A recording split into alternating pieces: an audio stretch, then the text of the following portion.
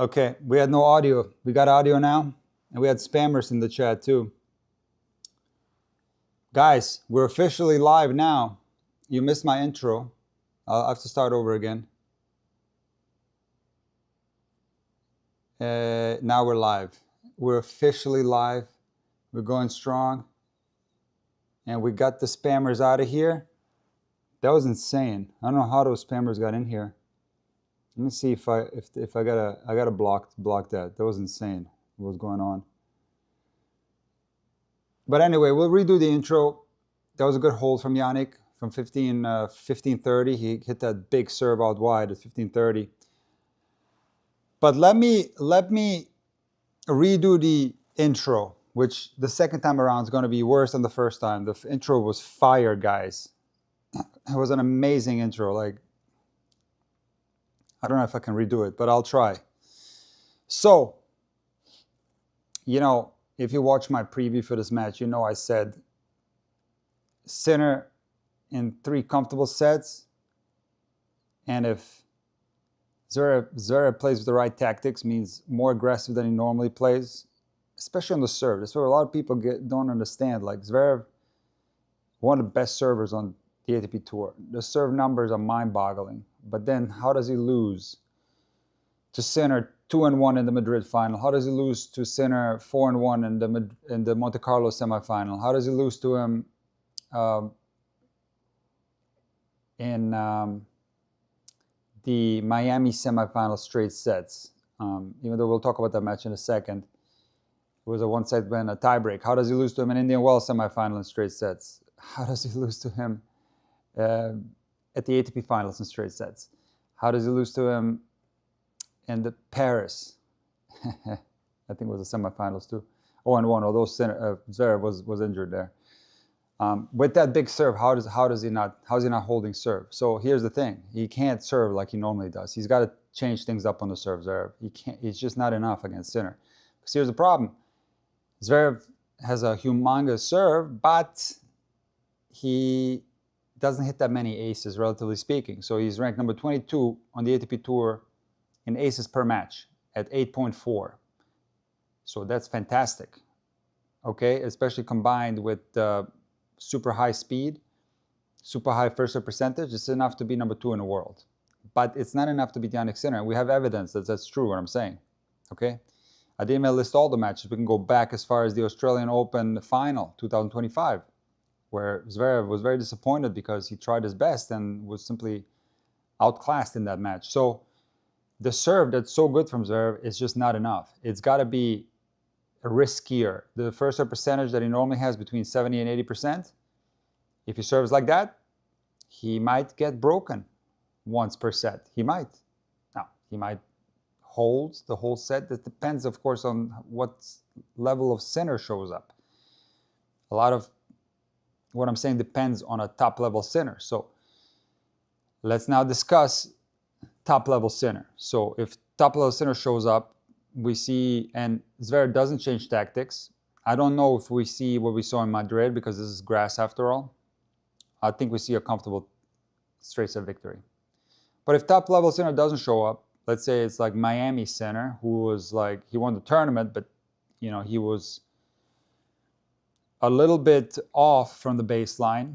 You know, he wasn't anywhere near his top level from the baseline. So there's Zverev lost in straight sets, but it was like tie-break in one set. So that's the problem. You know, my prediction was straight sets for Yannick. If Zverev changes his tactics, plays more aggressive, especially on the serve, 3 tight sets, straight sets for Yannick. Now, I'm basing this on top-level Sinner. If top-level Sinner doesn't show up and Zverev changes his tactics, he could win, potentially. Because after all, in Vienna, indoor match in 2025, late in the season, Zverev did take Sinner to 7-5 in the third, and that wasn't top-level Sinner. So I expect top-level Sinner to show up, though, because, look, this guy is unlikely going to be far away from his top level for the entirety of the match. Maybe in certain portions of the match, certainly. Maybe he's not going to be at the top the whole match. But, you know, history has shown that Yannick will find that top level when he needs it the most. And he got a big, nice rally there, very hard-hitting rally. Sinner wins it. It's 1-all, 30-love on the Sinner serve. So my guess is that we're going to see top-level Yannick, maybe through the entirety of the match, or maybe at the most important stages of this match. So I hope you understand what I'm saying. You know, the Zverev serve is incredible. It's so amazing. Yes, all this is true. And it's one of the most miraculous things I've ever seen on the ATP Tour. Someone that can serve 136 mile an hour first serves on average and get between 70 and 80% of them in the court. Incomprehensibly good. But not good enough against Yannick. Why? Because the reason why Zverev gets a high first serve percentage is because the serves are landing sometimes here and here and maybe even here, right? Or maybe even here.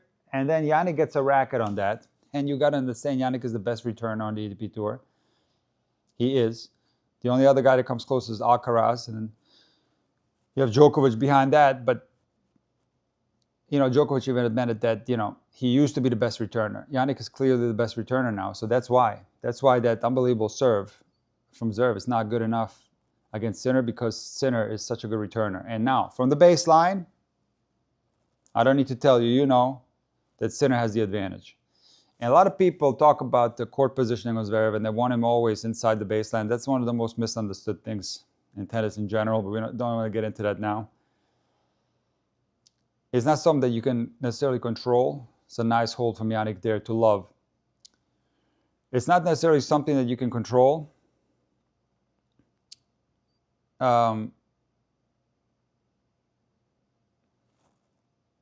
Because it depends on what the opponent gives you.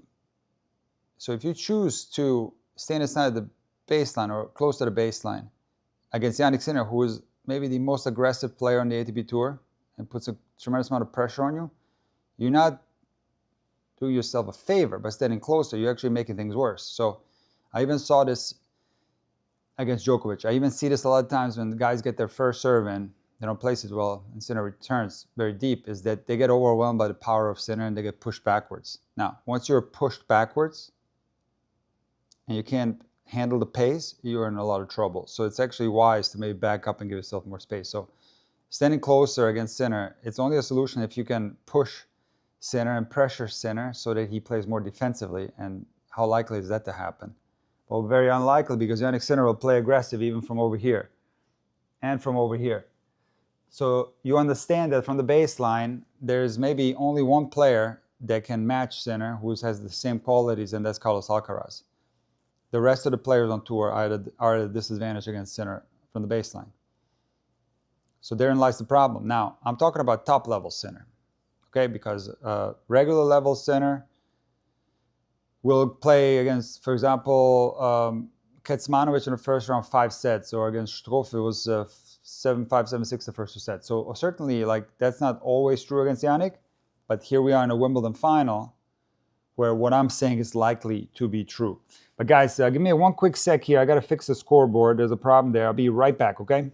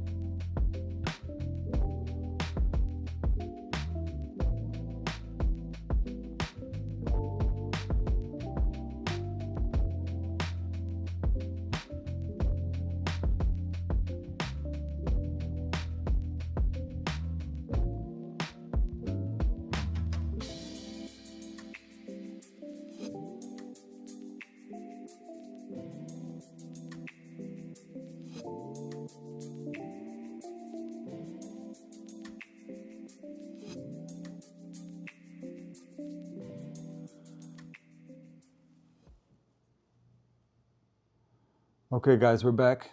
We're back in business. 30-15 on the Zverev serve.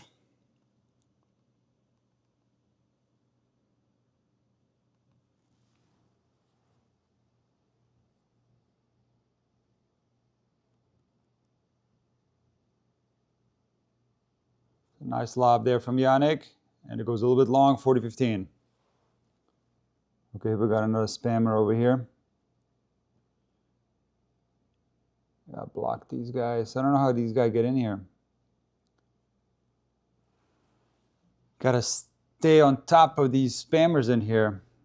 I have no idea, Anna, what's happening with the spammers, but we're on top. We got them blocked. We get them out of here.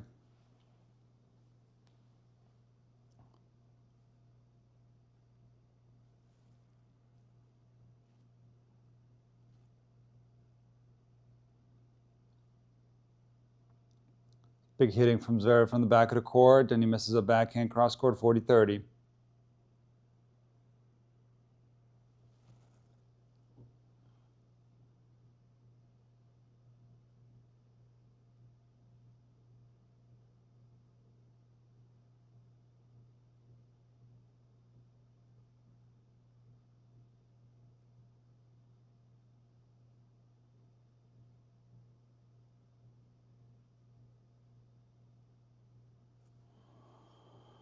Second serve from Zverev, 40-30. No, anyone can... oh, you're saying only allow subscribers to comment? I mean, I could do that, yeah. I could do that, but, you know, I kind of want to keep it open to everyone. But I could do that, yes. Federer fanatic. But this is the first time we ever had this spammers in there. Big forehand from Zverev, 2-all.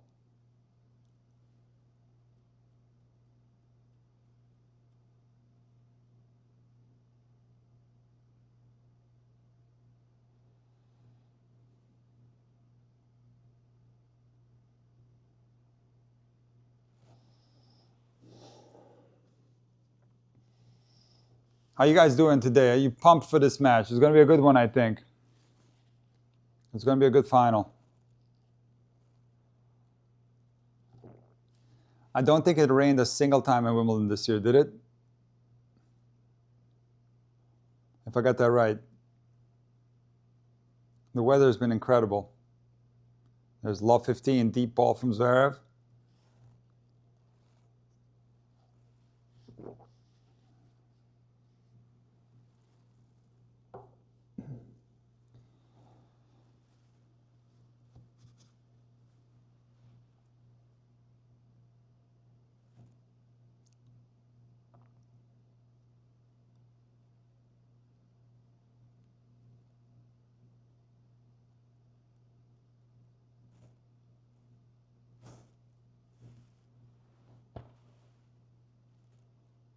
There we go again. More spammers.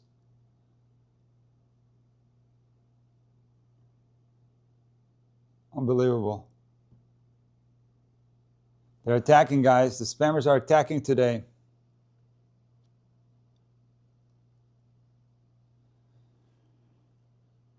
That's a really good play from Zverev. Dictating play and forehand inside in winner. Love 30.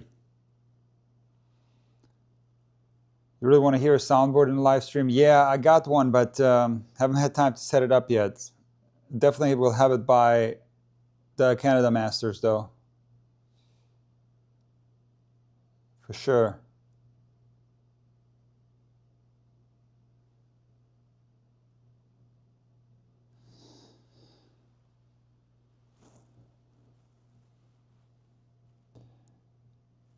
Sasha's the only one who can beat Sinner next to Alcaraz. Still a long shot. Look, I think this year Sinner has proven that he's human after all. He, you know,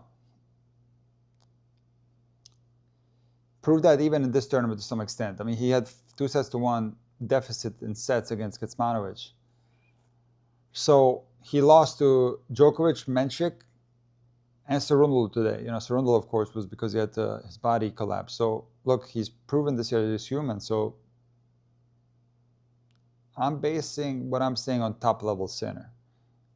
But he is human after all, and he can lose. All right? He's not a machine. So, certainly Zverev can win. Yeah, I'll give Zverev chances. Zverev goes down the line with the forehand and sprays wide. But again, the chances that I'm giving him are based on top-level Sinner not showing up. And I just believe that Jannik Sinner will find his top level in a Grand Slam final. I just believe that because he's a great champion, and maybe not the entire match, but maybe in key moments. I thought the Djokovic semi was one of the best semis that I've seen from Sinner. That was really clean. It was just too good. It's a big serve from Jannik, and he pumps the fist. 40-30.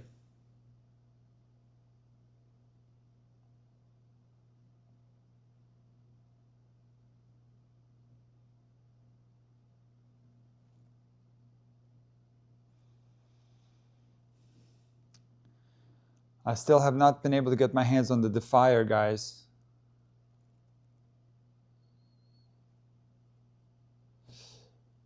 The Wilson Defier. I wanna make a video on it so bad. I've not been able to get my hands on it. If anyone has it, please get in touch with me on Instagram in DMs if you live close to me. If you have it, get in touch with me. I just need it for like 2 hours. 198. Happy Wimbledon final, Super Dave. Good to see you in here. Good to see you in here, Epa Rokua.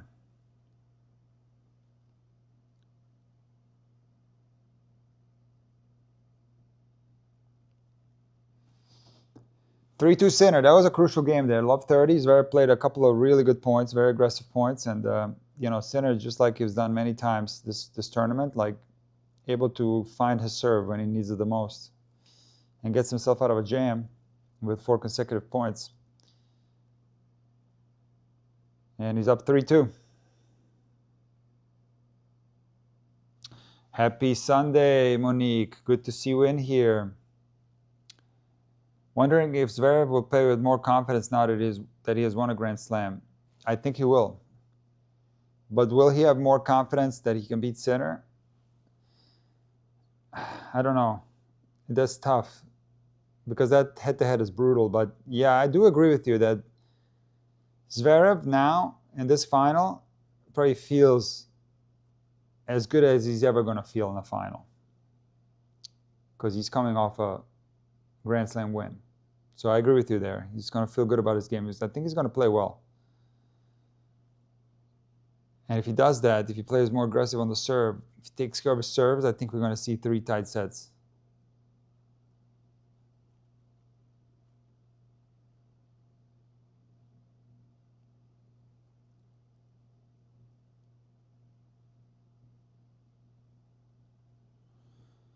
Yeah, Fritz was a brutal draw, yeah, the quarters. And I had the Fritz going through that one, actually. It's another big serve from Zverev. Jannik's return off a little bit here early in this match. Have you ever hit with the Clash V2? Yeah, that one I have hit with, yeah. Very soft racket, very nice racket, yep.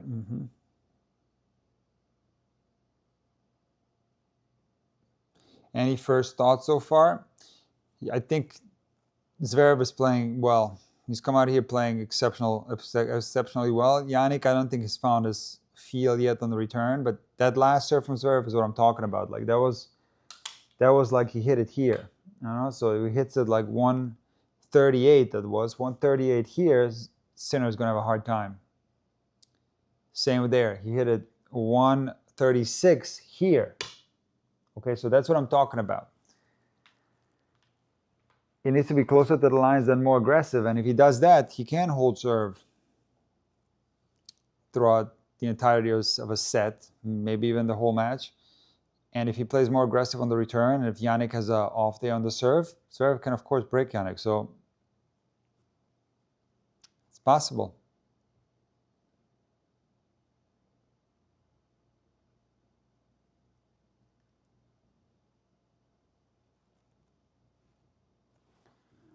Simone, are you okay, buddy? What's wrong?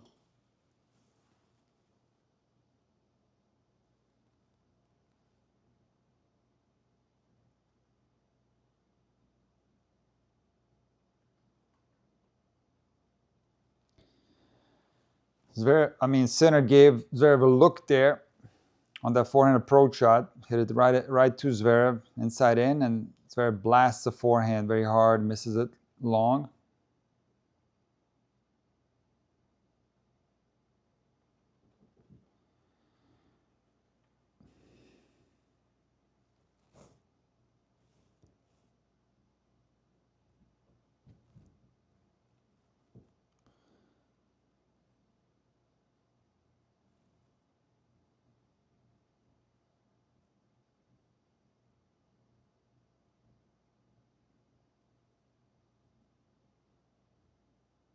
Here we go again. More spammers in here. I might have to do this subscriber only, guys. We're getting spammers galore. And now the chat is frozen. Sheesh. Wow, this is some insane spamming.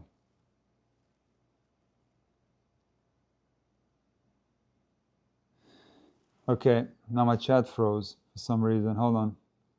Oh, there we go. Guys, we might have to switch this to a subscriber only. We're getting tons of spammers today for the first time. I don't know why. I don't know why. There's another one. It's relentless. No, hold on a second. Hold on a second. Hold on a second. True Tennis Vibe, you take care of these guys. You can block them too, okay? You take care of these spammer bots or whatever it is. You might have to do subscriber only. Yeah, MJ. I don't know if it does help if you report them, probably. Subscriber only might help. I don't know. Don't put them in a timeout. Hide. I don't know if you can hide. Timeout does not. This has to be a permanent block. I don't know if you can do that through Tennis Vibe. I don't know if you have, I might have to do that myself, which is okay. I will keep an eye out in chat and try to get these guys out of there. Sinner 40-30 misses a backhand down the line. He's not on the top of his game right now, Yannick. For sure not. Making some mistakes here and there, and you know, when he gets the strings on the return of the Zverev serve, he's missing. So,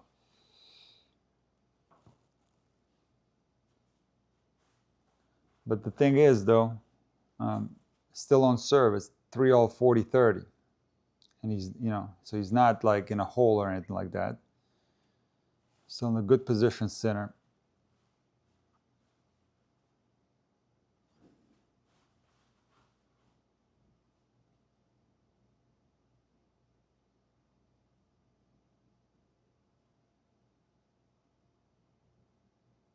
The big kick from Yannick. And Zverev with the backhand error, 4-3.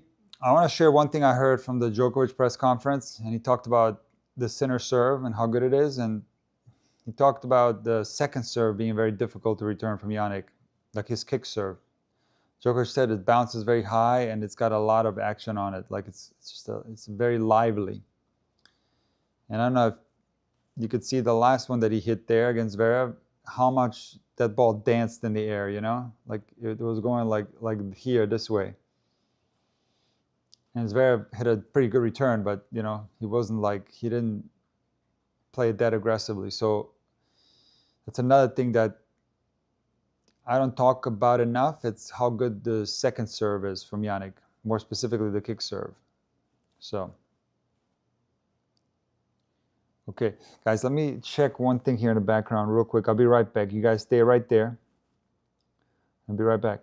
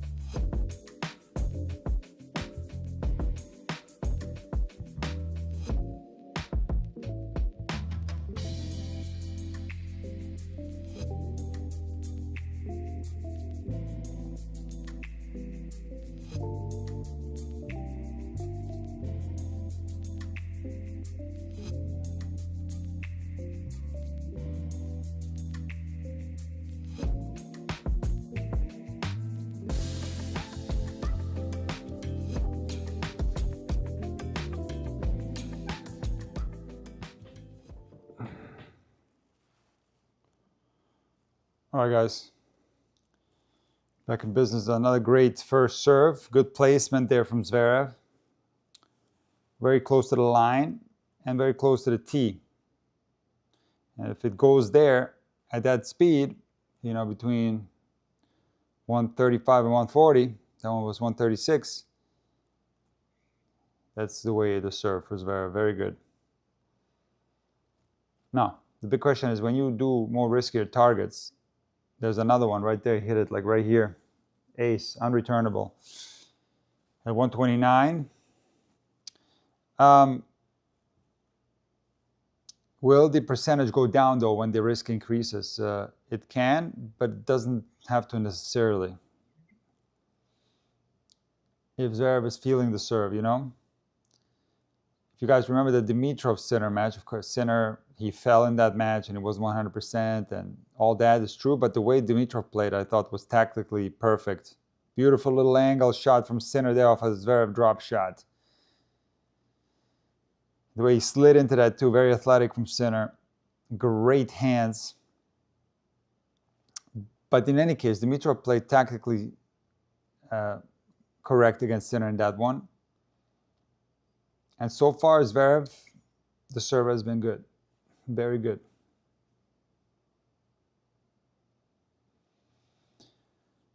.40-30.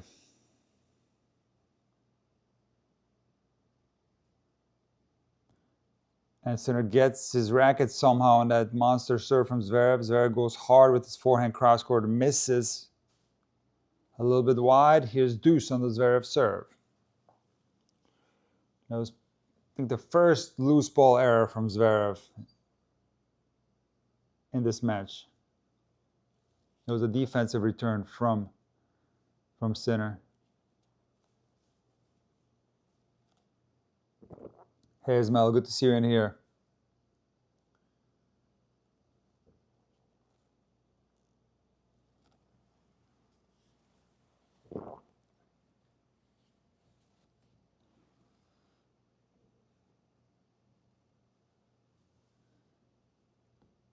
I appreciate you, silent observer. Thank you for subscribing.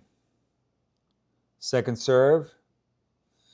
It's opportunity for Sinner right here. You know he's going to be all over that second serve if he gets a chance. Sinner giving himself plenty of space there on that Zverev second serve. It's a double fault from Zverev. It's a 112 double fault. So he didn't go necessarily harder than he normally does on the second serve. He normally hits the second serve harder than a lot of players. Averages like around 114, 115 on the second serve. So that was not faster than normal. He just overhit it a little bit. A break point chance for Sinner. This will be brutal for Zverev because Sinner has not been at his best in this first set. Second serve again from Zverev. That first serve was not placed well. Sinner, despite the 139, Sinner got that back in play with his backhand. So again, Zverev has to find the corners.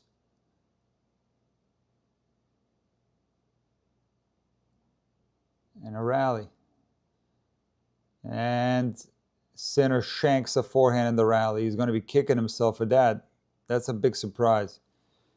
And Zverev lets out a huge scream. He knows.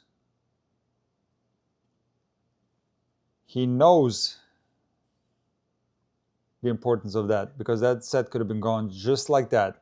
One little hiccup and that thing could have been gone.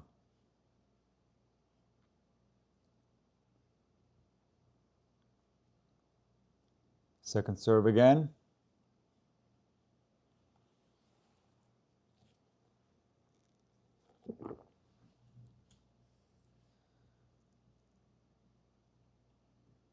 So giving himself a lot of time, before this second serve. He goes a little bit faster than normal down that second, 120. Gets another shank out of Sinner on the forehand. This one more understandable. And we got add in.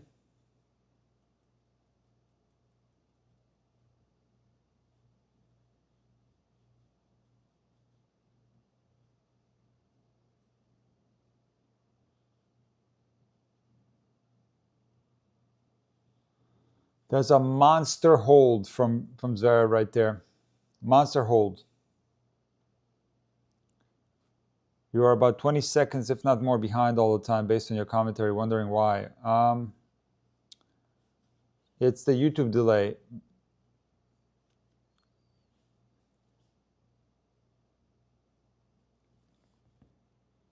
Like I got the stream going on my phone and I see that I'm behind, yeah. Less than before, I tried to fix the latency, but I'll keep trying to find solutions for that. Big serve from Yannick right there. Got another spammer in here. I'll get it out of here immediately.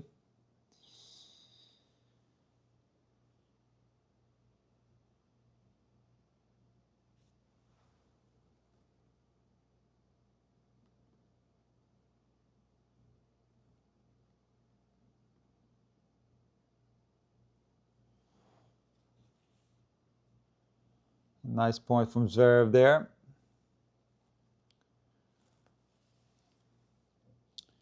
$15 all.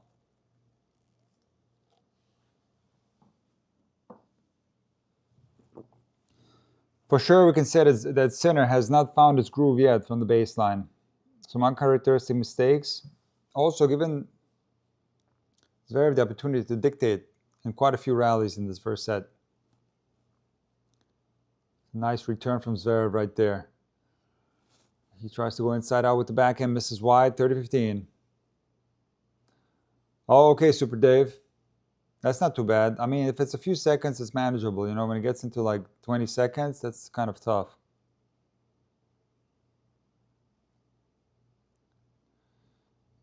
Yes, True Tennis Vibe, yes. Ismail, of course we're in sync, man. We're always in sync, my friend. I feel like Zverev can win this set, you know, just based on how he's playing and how Sinner's playing, I feel like he can. Maybe it'll be in a tiebreak. But I'm surprised at Sinner's level. Like the fact that he framed that forehand on break point, for example, that was not clutch, right? Because finding yourself in a rally with Zverev on his serve, it's like that's what Sinner wants, you know? He had that chance there.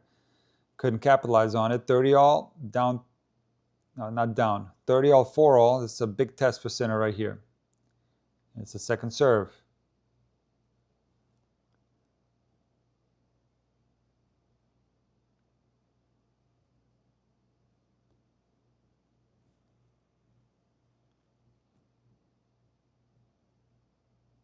A nice forehand from Yannick there. That was clutch.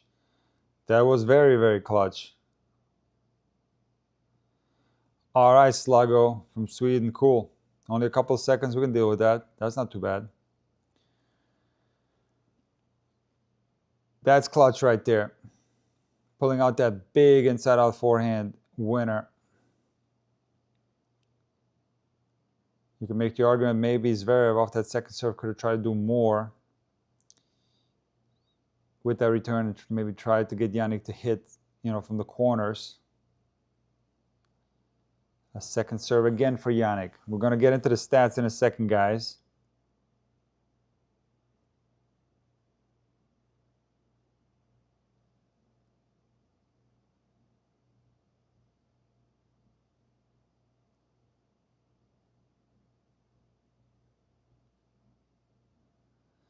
And Yannick Sinner interested in directing a lot of balls to the Zverev forehand because that's where more mistakes come from for sure. And Zverev making an effort to hit the forehand harder. I can see it. He's hitting it bigger. He's making more mistakes, but again, I think it's the right tactic. He's got to do that. It's not only the serve. The brown strokes have to be more aggressive too than normal. And yeah, naturally they'll produce more errors. but it's the correct tactic.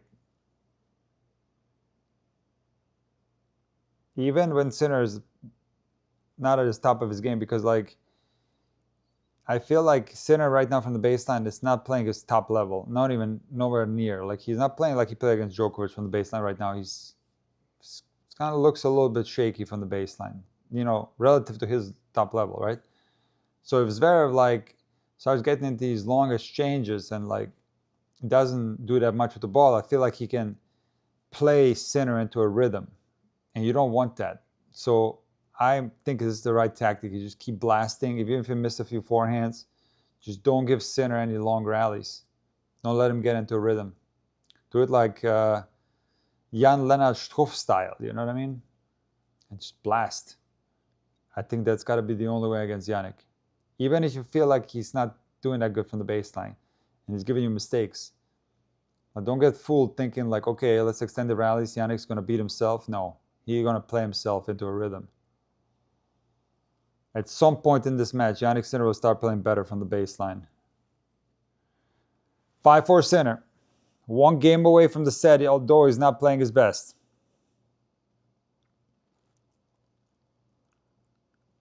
Big serve from Zverev there, and a forehand put away, inside out, 15-love.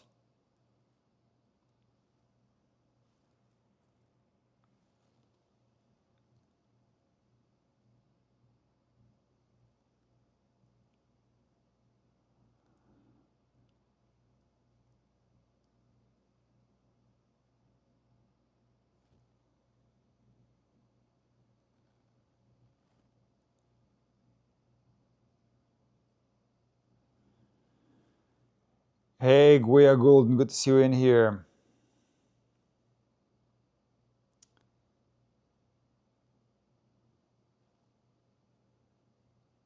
Second serve from Zverev. Yannick with the best return I've seen in a while. Inside and forehand, putting a lot of pressure on Sinner. Cross-court forehand. And the best shot of the tournament for Zverev. Forehand passing shot from way off the court. Down the line pass. That was the best shot I've seen from Zverev all tournament long. It's incredible. And Yannick played well in this rally. That was an incredible shot from Zverev.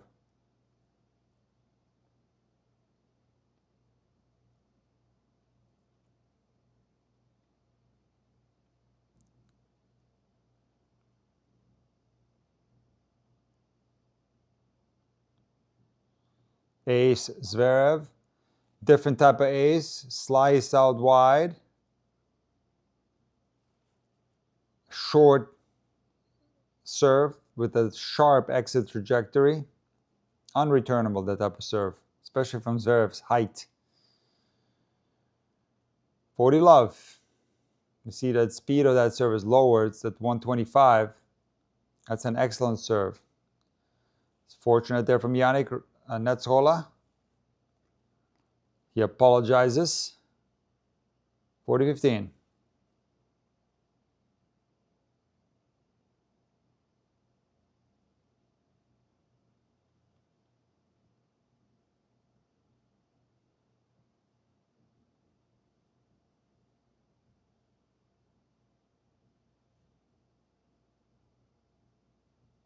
Big forehand from Zverev there. Huge. Huge forehand. And he holds 5-all. So he did something that's actually very rare for Zverev, is win 5 games in one set against Sinner.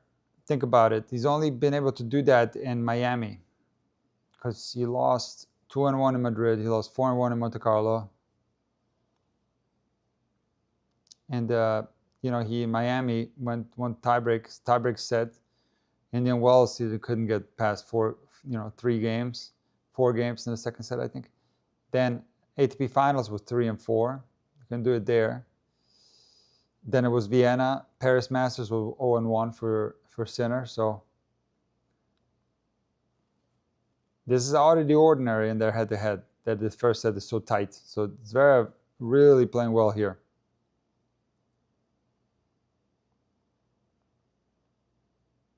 And Zverev absolutely demolishing the forehand. Rightfully so. Rightfully so. And you know, that's out of Zverev's comfort zone on the forehand, and there are going to be more mistakes, but that's okay. 15 love.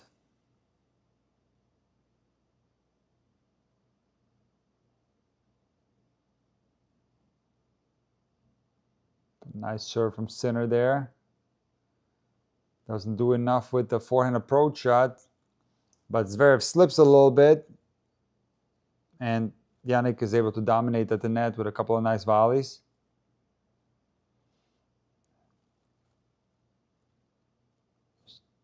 Dirty love.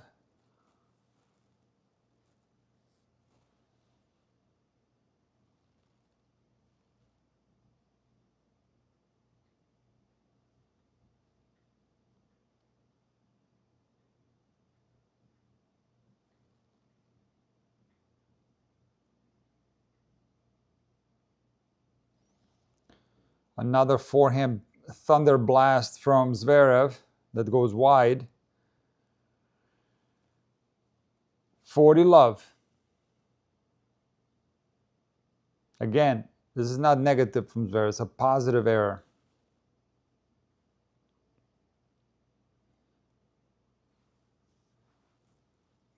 This is the correct tactics that are applied in Zverev's game today. Ace from Jannik up 6-5. This is how he's got to play. Even though it results in errors, and it looks like he's playing kind of wild, he's got to play like this. It's the correct way to play. Snorkop thinks he's going to go in a tiebreaker. Yeah, I think it looks like he's going to the tiebreak. Sinner had that huge chance at 4-3.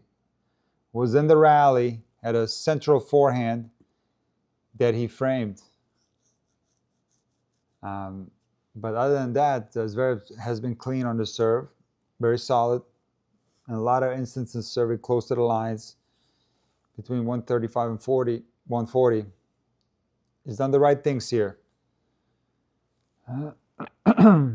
All these faults from the forehand, can one argue that dropped his confidence down? No, no, no. Zverev is doing the right things.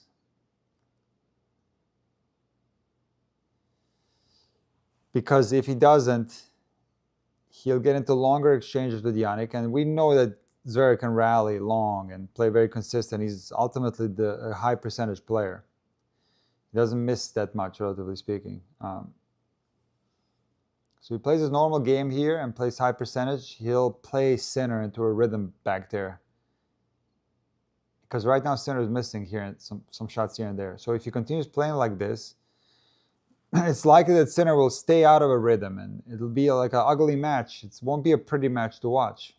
You know, kind of like the Struff or Sinner match. That wasn't that much of a high quality match. But that's like that type of no rhythm match benefits Zverev.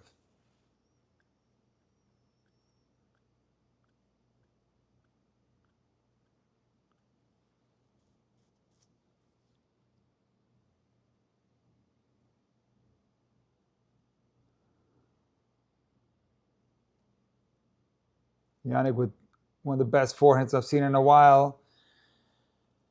That's top level Sinner right there. Big, big forehand cross court. Comes in, puts away the swing volley into the backhand corner, love 15.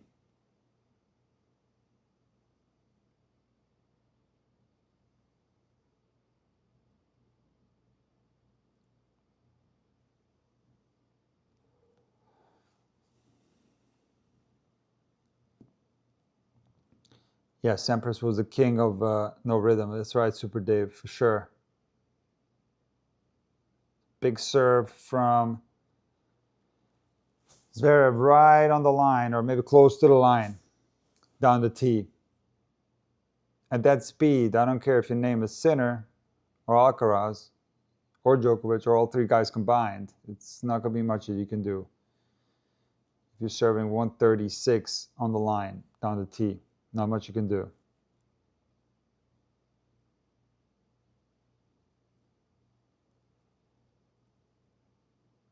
There's another one from Zverev, just like that. Right on the line, down the tee, it's 40 love. Fantastic serving from Zverev. Exactly what the doctor ordered.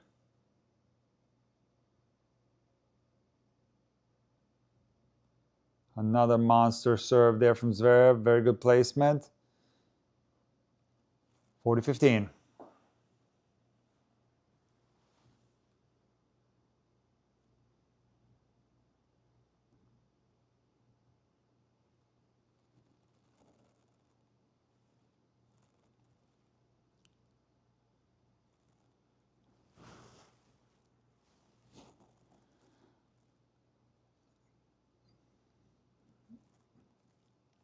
That was on the line. Great hold from Zverev right there. Fantastic hold. So, I'm like the last 4 serves in this service game of Zverev, they were all very close to the line, if not on the line. Again, fantastic serving from Zverev.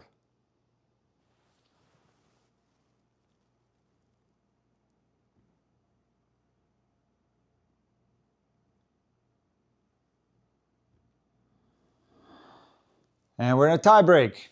This is going to be very interesting. Second serve.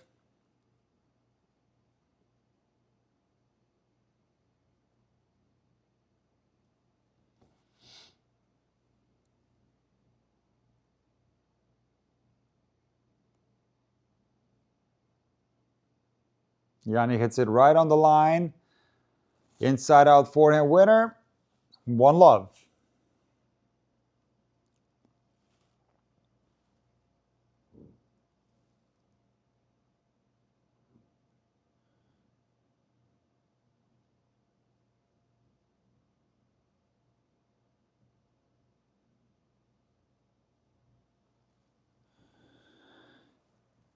Yannick Sinner's first serve percentage is 59%.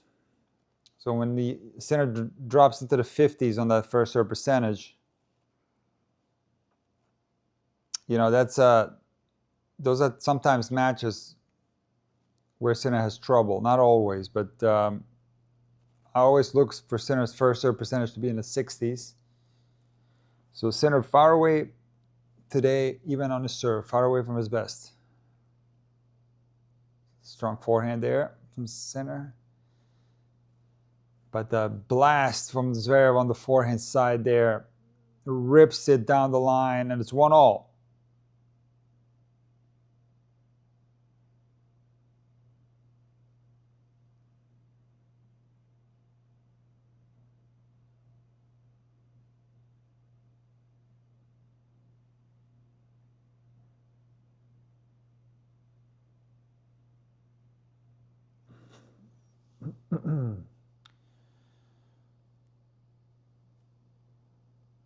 That was a wide serve from Zverev. Directed very close to the line, goes a little bit wide.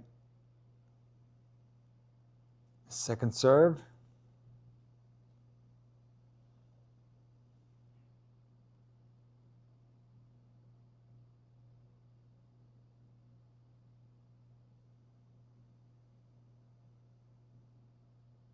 On the line backhand from Yanni, this time more aggressive. And he misses that bread and butter inside out forehand wide. It's 2-1. Zverev. We're on serve.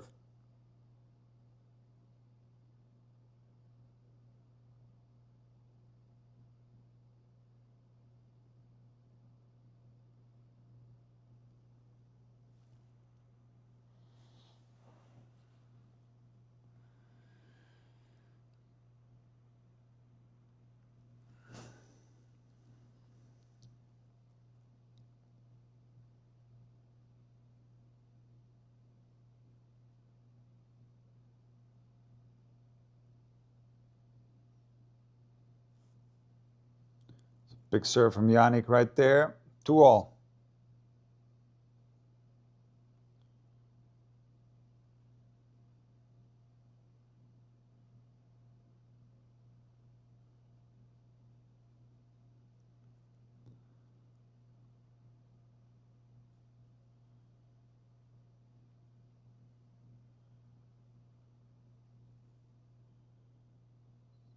It's right on the line.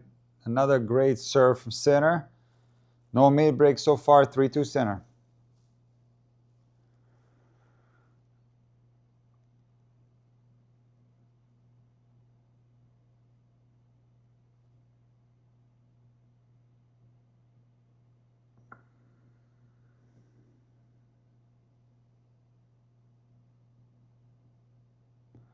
So, maybe right before the tiebreak started, I said Sinner's first serve percentage is 59, but one match that sticks out in my mind is the first set of the Monte Carlo final against Alcaraz. You guys remember that match? It was really windy, and both Sinner and Alcaraz didn't play their best tennis, potentially because of the wind. And Sinner's first serve percentage was like low, maybe even was it below 50% first serves in. But then he got into a tiebreak with Alcaraz and he didn't miss a single first serve. Remember that? So that's happening right here. Jannik Sinner's holding his own in this tiebreak. The question is, can he get a mini break on Zverev? 3-all.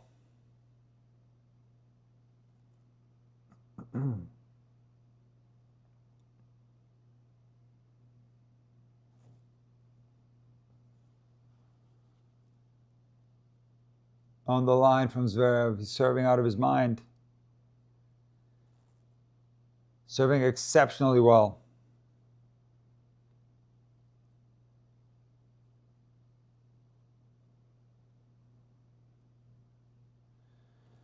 Four, 3, no mini breaks so far.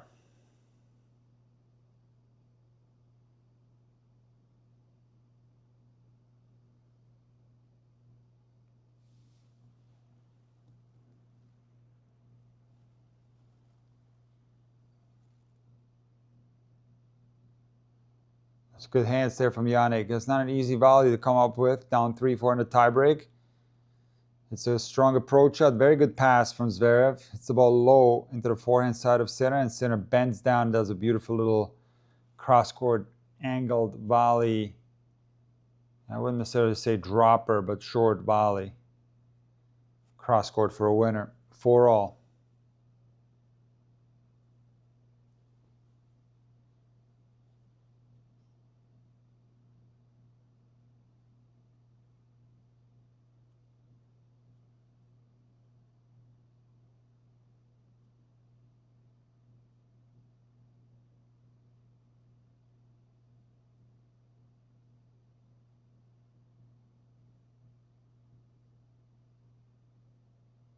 Monster serve from Jannik. Ace down the tee. 5-4 Sinner. No mini breaks so far. Both guys serving well in this tiebreak.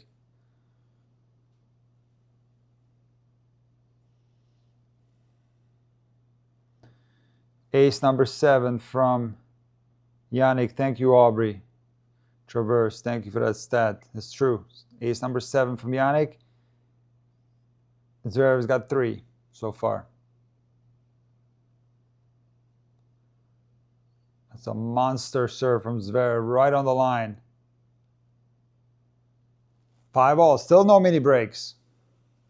The serve of Zverev was better than I thought it would be. He's serving exceptionally well. Serving close to the line or on the line and getting a lot of points off that first serve.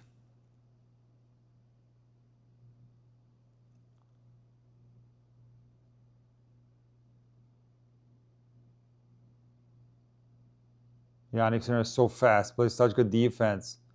Got that ball back into play. Can he neutralize? Let court from Zverev. And Jannik Sinner makes a mess of that forehand.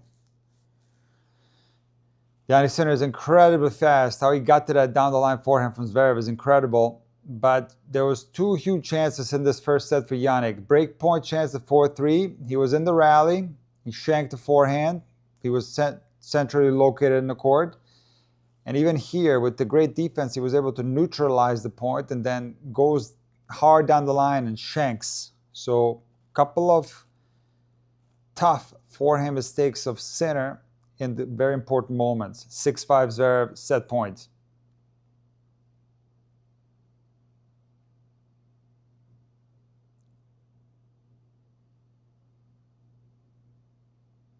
Drop shot from Sinner on set point. That's insane. You know what's so funny about Yannick? This cracks me up. What cracks me up about Yannick, listen, his drop shot has gotten a lot better. His feel is getting better. And even if the drop shot is not working and the feel is not there, like he'll still use the drop shot in the most important stages of matches. It's so crazy. And here, he hasn't hit a single drop shot with his forehand in this entire first set.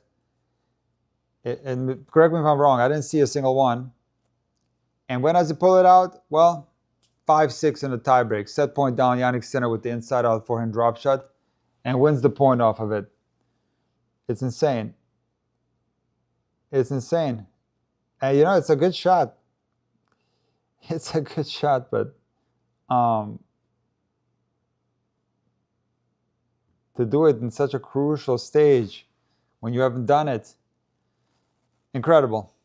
That takes courage. That takes guts. And follows it up with an ace down the tee. Here's set point for Jannik Sinner, 7-6. Corgi Leonidas says it perfectly.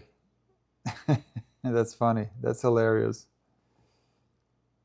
That's funny.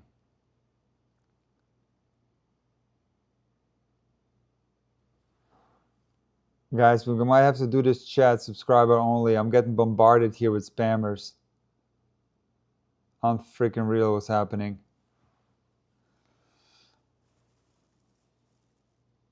Monster first serve from Zverev. Unreturnable, that thing. Thing is so fast. And landed short in the box too. That thing exited a very sharp trajectory. 7-all.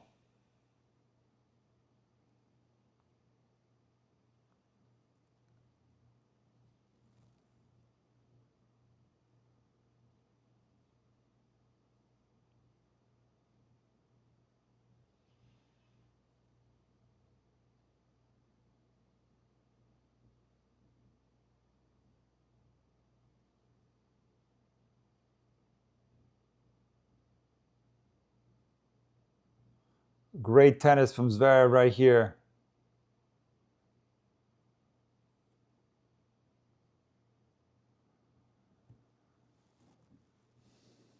Set point Zverev, 8-7. So far, Zverev has played a fantastic match. Hasn't done a single thing wrong so far, Zverev. Playing exactly the way he's supposed to be playing against Jannik Sinner. And here he is with a second set point.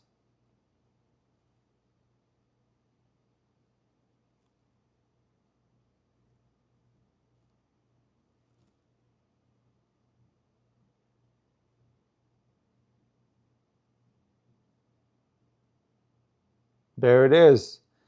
Down the line forehand winner from Zverev. He pumps himself up and wins the first set. Incredible. Played a phenomenal set there. And look, Jannik Sinner, don't think he's played a poor set. He's played well, but is this top-level Sinner? No. Because what's top-level Sinner? Well, it's the guy that will find the best shots when he needs them the most. So he has break point at that 4-3 game. He's in the rally in a comfortable position. He shanks the forehand. And then in the tiebreak, similarly, was in a good position there to get the mini break. And he shanks another forehand. That was on set point maybe. I don't remember now. We have to look that up. But that's not top-level Sinner. Like normally, Sinner will take those opportunities. He'll convert them. He hasn't been able to do that today. He's also made, you know, some few other unforced errors here and there, but Zverev has served the correct way. Like there's been nothing that Sinner can do right now on the Zverev serve. It's just too good. It's with this speed, placed this accurately, it's going to be tough for Sinner to break. Of course, he had that one break point chance in the first set, so it's not impossible. But Sinner will have to raise his level because, you know, the whole thing with Zverev being a choker, I never bought into that. Like, I don't see it. I really don't see it. I mean, it's certainly been some matches where he has been far from his best in crucial moments, but I don't necessarily see this guy's level dropping. So Sinner will have to, for sure, dig deep in this one and start finding a better level.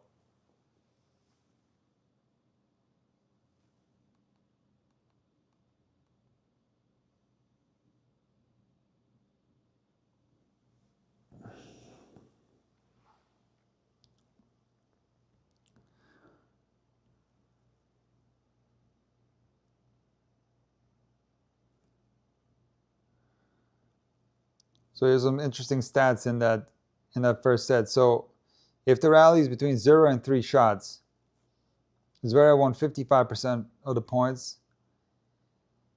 And if the rally is between 4 and 6 shots, Zverev has won 33% of the points. So again, he's playing with the right tactics. He's blasting out there. And that's the right way to go about it against Sinner.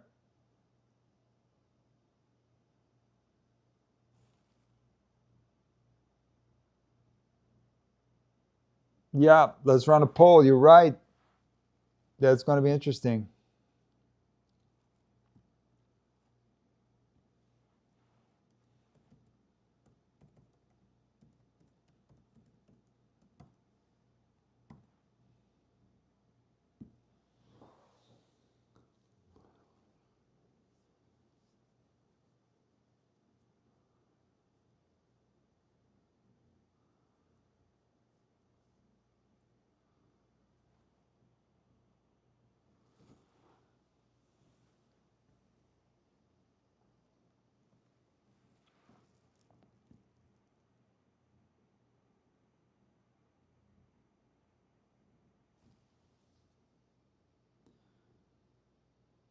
Nice serve from Zverev there. 30-15.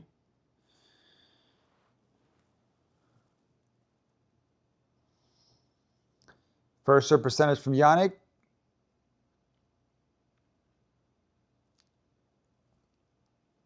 In the first set was, at the end, it ended up being 65% because he did serve well in the tiebreak. He did find a serve in the tiebreak. He did serve well. But prior to the tiebreak was in the 50s, right? It was 59% prior to the tiebreak.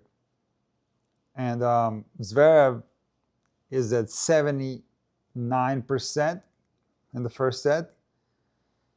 And here comes the interesting thing. The average speed on his first serve is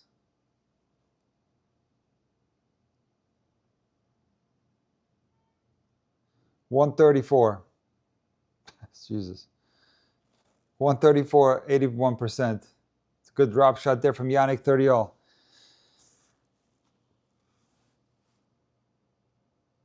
So you're serving 134 on average and getting 80% of the first serves in. And you also are hitting closer to the lines.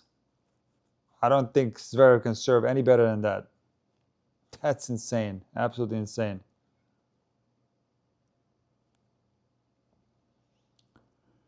The forehand dropper from Yannick is indeed getting better. You guys are right. Zverev there. The big serve wasn't placed that close to the line, but nevertheless, it's a service winner. Yannick cannot get it back in play. 40-30.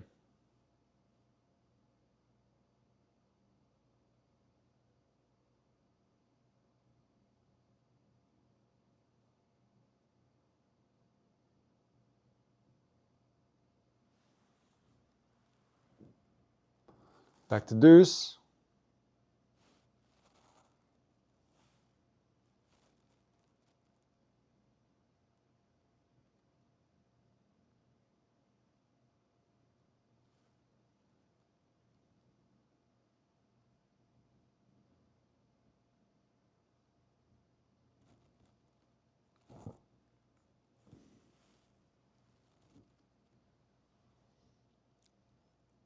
Another humongous serve from Zverev there down the tee at 139. Add in.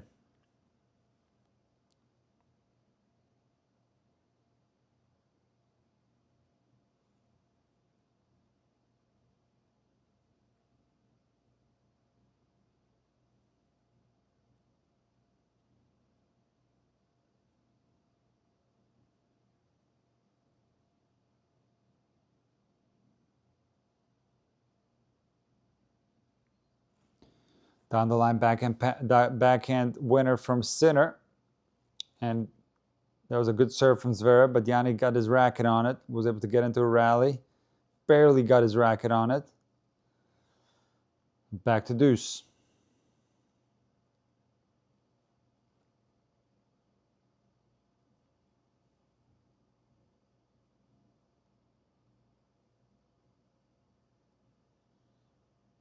That serve looked very close of Zverev, out wide, but it was long, I think, on the line, but long. Second serve.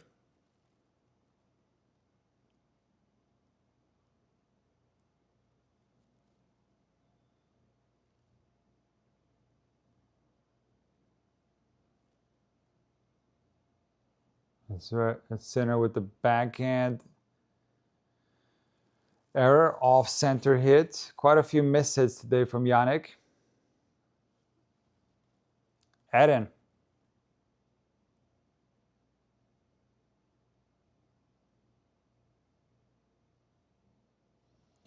Can you imagine if Zverev winning back-to-back Grand Slam this year so far? That would be incredible. I mean, if somebody would have said that like prior or after that ace from Zverev again, after that Rome tournament, where Zverev lost to Darderi, we should have won that match. Ended up losing, lost to Thursday 6-0.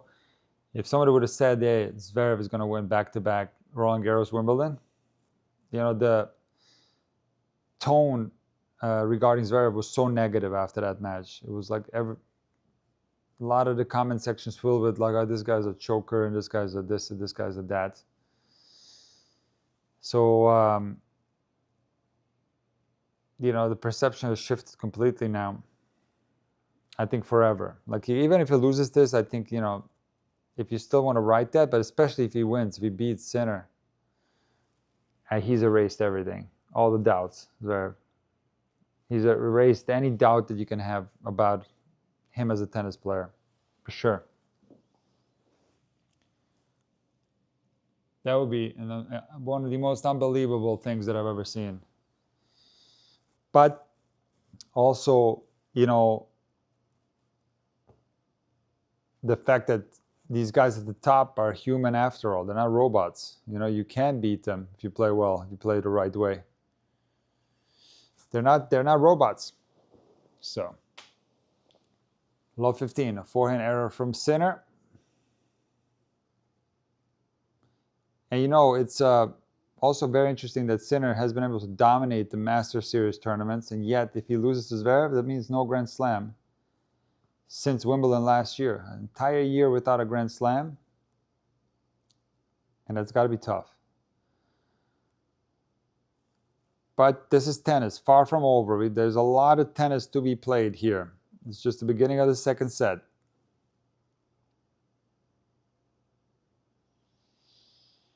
Kathy says, I've always believed Zverev was a great player. Listen, how can you not? Look at the results. The guy's won everything. He's beaten everyone. People just got too hung up on that one match against Dominic Thiem. That's pretty much it. People just got hung up on that. They call it the worst match, Grand Slam final ever. And I went actually as recently and rewatched that match, and it wasn't as bad as people make it out to be. Because I've obviously watched it as it happened, but then I rewatched it, and I was very entertained. There was some high-level tennis there. Certainly there were some tight moments, no doubt about it, from both guys actually, not just from Zverev, but it was mostly from Zverev. But Dominic Thiem was fighting so hard in that match. So anyway, like people just, I think based off of that one match, and maybe a couple other ones that Zverev lost, have labeled him as this choker, as this horrible tennis player. And I've always made the effort to defend his tennis and his level. I've made, I think, 3 videos dedicated to that.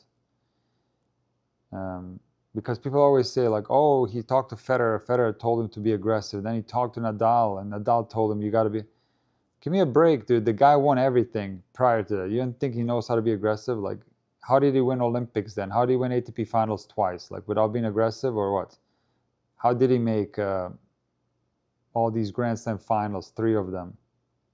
And won, like, what is it, 7 Masters 1000? Like, how do you do that? Like, just, I mean, I think everything was always exaggerated with Zverev and not enough respect given for his accomplishments. But again, I think people are still trying to put some kind of asterisk on that Roland Garros tournament because he didn't beat anybody in the top 10, I guess, if that's true, did he? I don't know if Kaboli was in the top 10, but that doesn't matter because Menchik is a tough opponent in the semis. That's a brutal opponent, especially how he was playing there in that tournament. And Kaboli is a fantastic clay court player. So you can't take anything away from Zverev. That's a Grand Slam win is a Grand Slam win. Just like you can't take away the U.S. Open from Emma Raducanu. It's a Grand Slam win. No asterisks. There's a monster forehand from Zverev again. And he's a deuce on the Sinner serve. But if he wins this and goes back-to-back between Roland Garros and Wimbledon, something that hasn't been done since what? Nadal or Djokovic did it? Somebody look it up. Who's the last person to do it? It's got to be Nadal or Djokovic. You got to be, that's going to erase all the critics of Zverev's tennis. Now, listen, his private life, of course, that's different, whatever that is, I don't know. I'm not going to comment on that, but all the criticism regarding his tennis, it's going to forever change if he pulls this off. And he surprised me. I'm actually surprised at two things. I'm surprised that Sinner missed those forehands because that first set could have been over right there. He was break point, 4-3. He was in the rally. He shanked the forehand. I thought, like, that's weird to see that, especially how he played against Djokovic, because I thought he played a good match against Novak. A really good match. So that was surprising to me. And I'm also surprised that Zverev has been able to come out and play like this. Because I'm certain that he wanted to play well in Madrid and all the other big matches that they played recently. But he came out here with the right tactics, playing very aggressive, blasting that forehand like crazy. Hit that down-the-line winner on set point in the tiebreak. I mean, he's played amazing. Deservingly won that first set. Been a better player. 1-all second set. Zverev serving. Big serve down the tee. 15-love.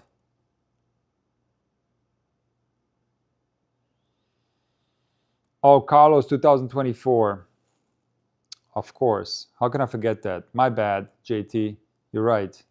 2024, he beats Zverev in the final of Roland Garros, and he beat Djokovic in the Wimbledon final and then lost in the Olympics. I remember that, yeah. I remember that vividly that year. How can I forget that? You're right. I forget that. Carlitos.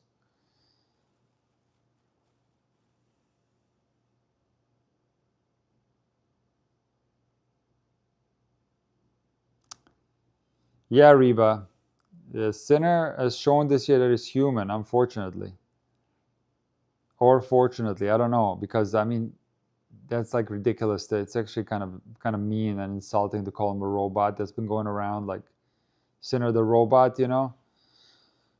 But yeah, I mean, he was so dominant at certain stages of seasons that, you know, people naturally called him like a machine and stuff. But yeah, he, you know, this year, but even last year at some moments, like in Shanghai, for example, he proved that he's human. He's gonna struggle physically, and mentally too. He's gonna struggle in matches. And that's just tennis. Nobody's perfect, guys. Nobody's perfect. Nobody's going to blaze through every single season and play unbelievable tennis nonstop. The big three didn't do that. It might seem like they did, but it didn't.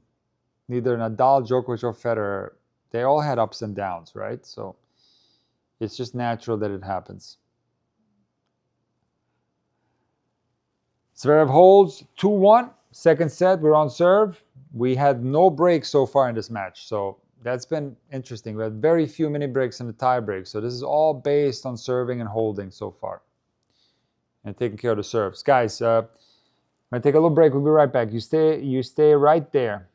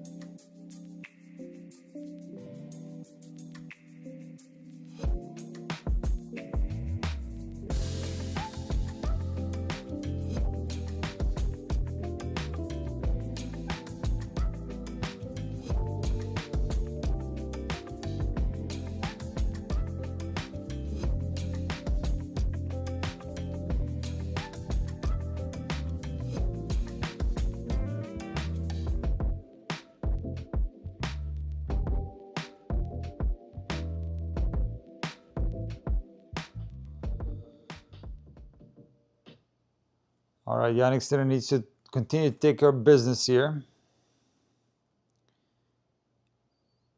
And he's got to try to find something on his Zverev serve if he can. Try to find some kind of solution there. Get into another game to get close to a break. While at the same time just continue to take care of business on his serve. That's a good rally from Zverev, putting pressure on Yannick. Comes in, and Yannick with a great forehand pass cross-court. The entire box stands up.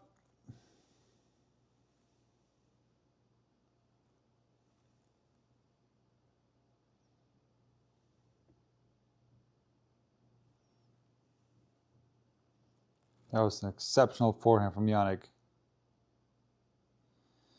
Nick, who has improved their serve at this level more than Zverev? I don't think anyone. Maybe Djokovic. Yeah, maybe Djokovic. But Zverev turned himself into a monster server. It wasn't quite like that when he first came on tour. In fact, he had some issues on the second serve in certain matches. I think the first serve has always been big, but no, he's improved a lot. Oh, here we go again. Here we go again with the spammers.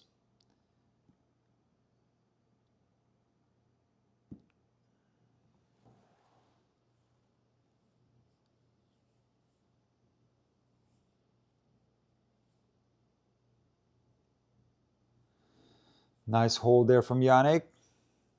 Not quite yet, 40 love. Nice hold game so far from Yannick.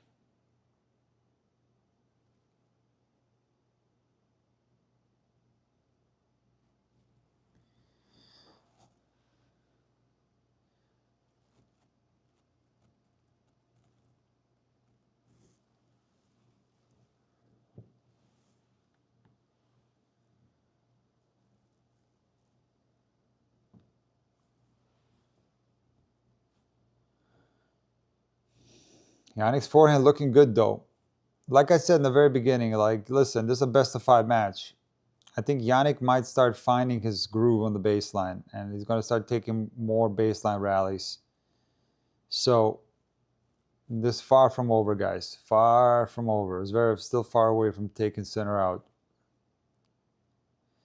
I got a feeling the forehand is starting to look cleaner. That passing shot look really clean. Let's just say the next time he gets break point, will he shank his forehand again? Will he shank again like he did in the tiebreak on a big point on his Zverev serve? Maybe not this time. Maybe this time he makes it and breaks. So we shall see.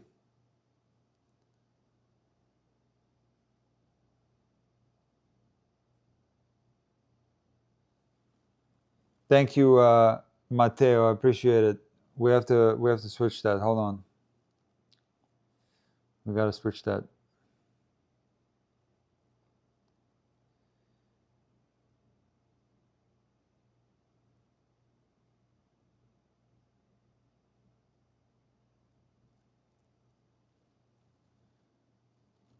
So we're blasting that forehand. A beautifully constructed point with the forehand there. Very good.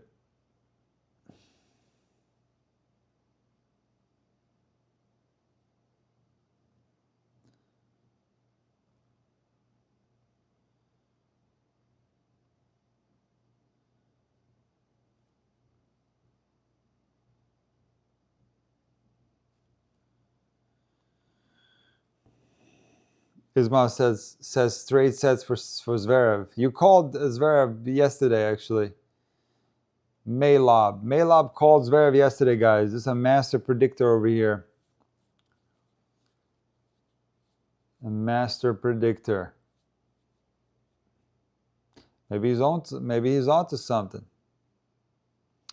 Oh, there's a strapping on Sinner's right shoulder, limiting his forehand sometimes. I don't know about that. I don't think it's limited. He's just shanking.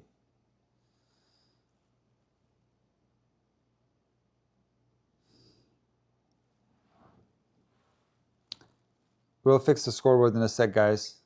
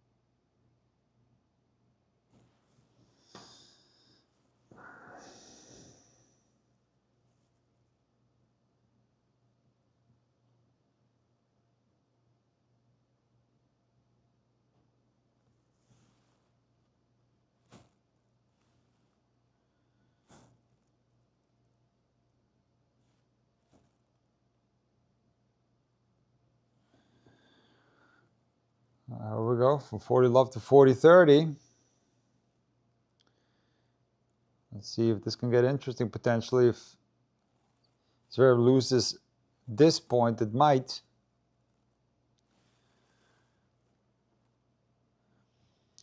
Maylab loves the court camera angle. I love it too. I think it's so awesome. You like get more appreciation for the level at which these guys are playing the game. It's an insane level. And it's too good from Zverev, just simply too good. That serve is doing a lot of damage to Sinner today. No break so far, 7-6, 3-2, Zverev.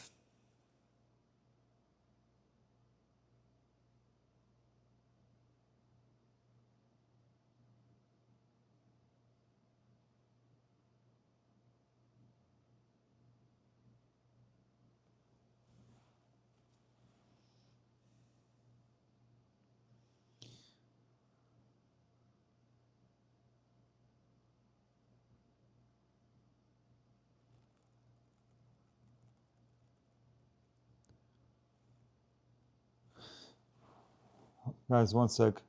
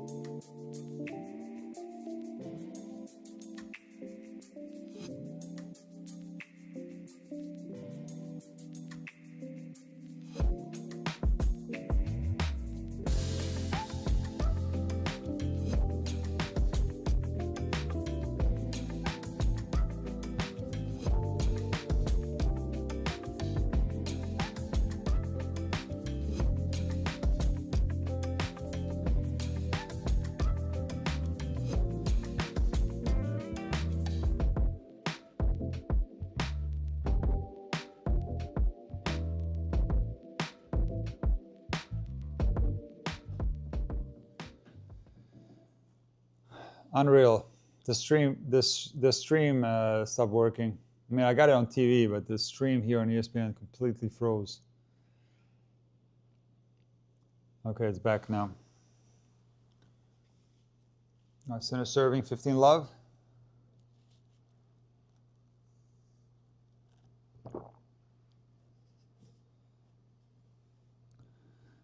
Joe Hams still gives Sinner 60%.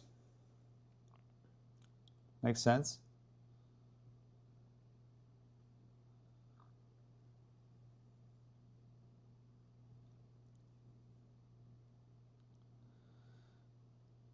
How do you explain this stat? All right, this is a very, very interesting thing to analyze. So, wouldn't you guys agree that Zverev serving at 76% with a 133-mile average versus Sinner 62% with 125 average is serving better, right? Would you agree that those are better numbers? Because Zverev also is like going close to the line today, right? So again, I'll tell you again, 76% first serve Zverev, 133 average, 62 Sinner, 125 average. Zverev is serving better, correct? Okay, why does Zverev have 7 aces while Sinner has 10 aces? How can that be? How can that be? I do have a first serve percentage is Zverev 76 in the match, Sinner 62. So, and remember, it's not the placement because Zverev today is serving close to the line, hit the line many, many times on that first serve. So it's not that Zverev is going for higher percentage targets. Exactly. Oh, row, flow. Sinner is the best returner. So Sinner's getting his racket on those line serves too. I've seen it. He's somehow gets his racket on a 135 serve that goes on the line, while Zverev doesn't. Sometimes he can do that too, but often he doesn't. So that's why you get more aces for Sinner versus Zverev, even though, yeah, it's hard to say who's serving better. I think maybe even Zverev is serving a little bit better, but it's just that Sinner is such an insane returner. It's like it's kind of hard to understand why he's so good at returning. So you have to go deep into analytics to try to explain.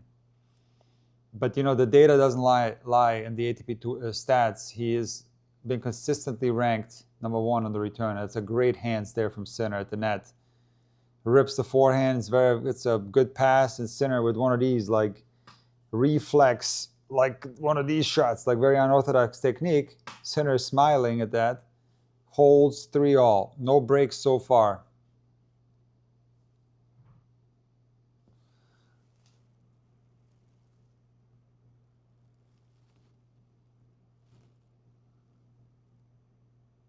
Yeah, Sin City is Zverev is blasting the forehand today, completely blasting it.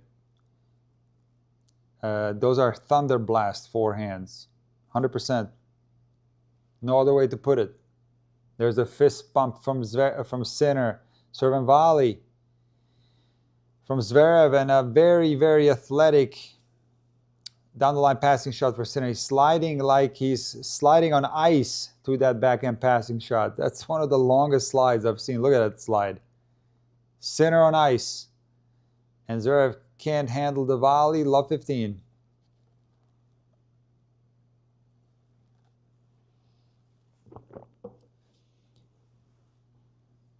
At some point in this match, Sinner is going to start playing like Sinner again and do these spectacular things. I just feel that he will be able to find this at some point, and it's going to be down to Zverev to keep being brutal on the serve and just keep hitting the line at 138 or whatever that was, like he did there. Hit the wide line, incredibly fast. And Sinner still got the racket on there. We talked about this just now, how that's not an ace. Could be an ace against a lot of guys, but it's not against Sinner. And that's what he's going to have to keep doing. Will he be able to do that for the rest of the match? Maybe. Comes in again. Forehand pass from Jannik. Lob from Jannik. It goes in. What defense from Zverev right there. Exceptional defense from Zverev. The guy is moving all over the court. Jannik Sinner is applying pressure right here. And Zverev withstanding the pressure with some exceptional tennis. Good defensive skills. And guys, you notice how there was a tweener there? Did you see Zverev do a tweener on that lob? No, because the tweener would have resulted in 15-30. He ran around that, hit a backhand passing shot instead. Has a big serve right there from Zverev at 131, 40-15.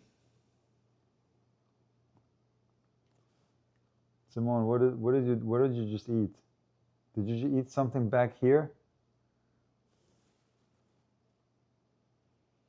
Simone ate something. I don't know what he did.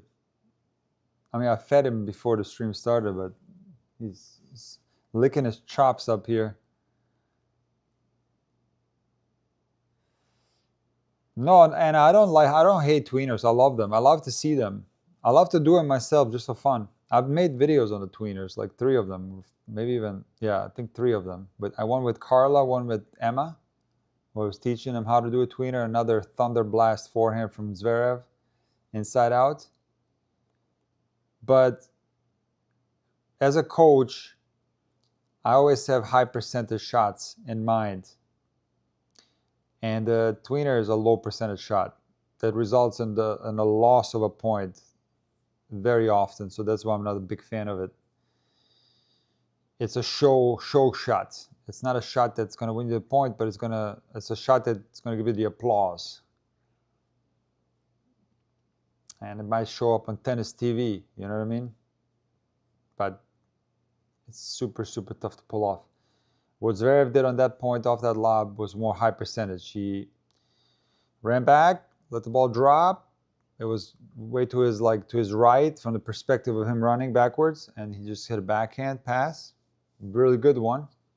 Sinner popped the volley up, and he finished the point on the next shot. So a tweener is like, I mean, sometimes there is circumstances where you can't, like tweener might be the only option, but if you're really, really behind the lob, you know, it's like it could sometimes be the only option. But often it's not. Often you have plenty of time to get in there and just hit a ground stroke, or even popping it up makes more sense. So that's all. It looks like they're showing a different commercial though for Barclays. I missed the TFO commercial. That was my favorite one. I saw that one probably like 700 times during these 2 weeks, because on every single changeover I'm getting a commercial.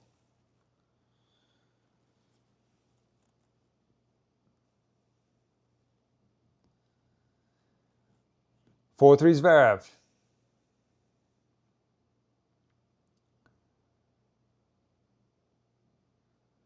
Big forehand from Jannik, and Jannik is starting to look like Jannik more from the baseline, isn't he?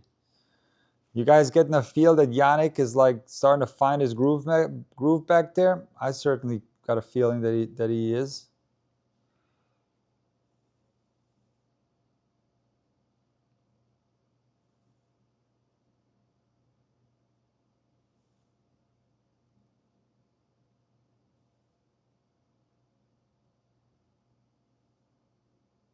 Yeah, no, it's good hitting from Sinner right now. Let's see here. You guys are saying the percentage dropped? Yeah, no, this set, Sinner's first serve percentage dropped to 55%. Zverev's at 84%. That absolutely is mind-boggling. He made 21 out of 25 serves, Zverev, at the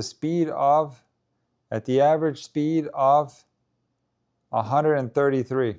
This is like, and he's 78% for the match. Like, those are mind-boggling numbers. I've got to be honest with you. That's hard to comprehend how something like that can be possible, especially that the fact that he's serving like riskier locations today compared to what he does normally. It's just incomprehensible how good that is.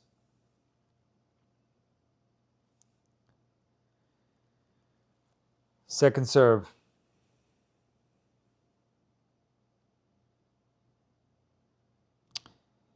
Riba, yeah, you're comparing this to the Medvedev match. That was a really interesting match, because Medvedev at the 2024 Australian Open final against Sinner was playing very aggressive in those first two sets, coming in a lot, putting a lot of pressure on Jannik. And then the thing flipped. And Jannik started playing really well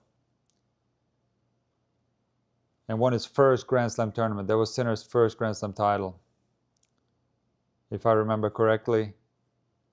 And Riba is catching the same vibes here. Yeah, maybe. Medvedev did play well there, really well. Very strong hold from Jannik again, 4-all. Very strong hold. He's looking good though, Jannik. He's not looking like, I don't know, to me he looks confident, he looks in control. He doesn't look panicked or down.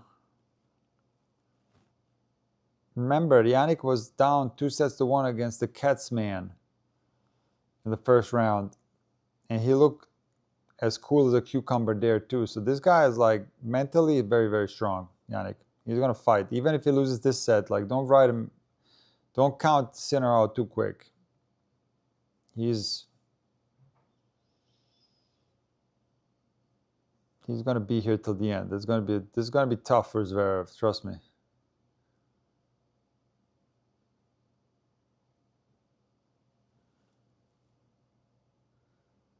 Whoa.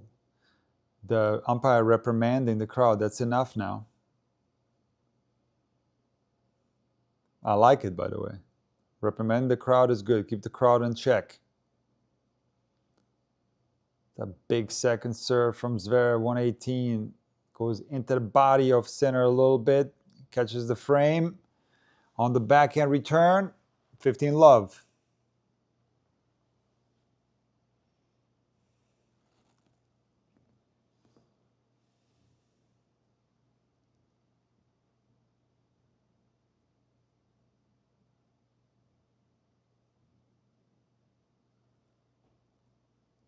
Monster serve from Zverev out wide, but they're in a rally. Neutralized that monster serve by Jannik Sinner. Very important rally here, and Zverev sprays a forehand long, 15 all.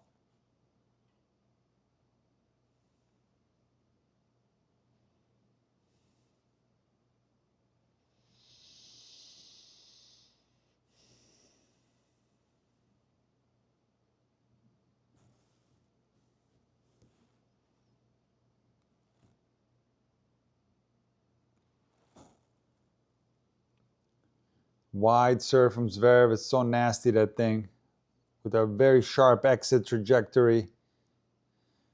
30-15.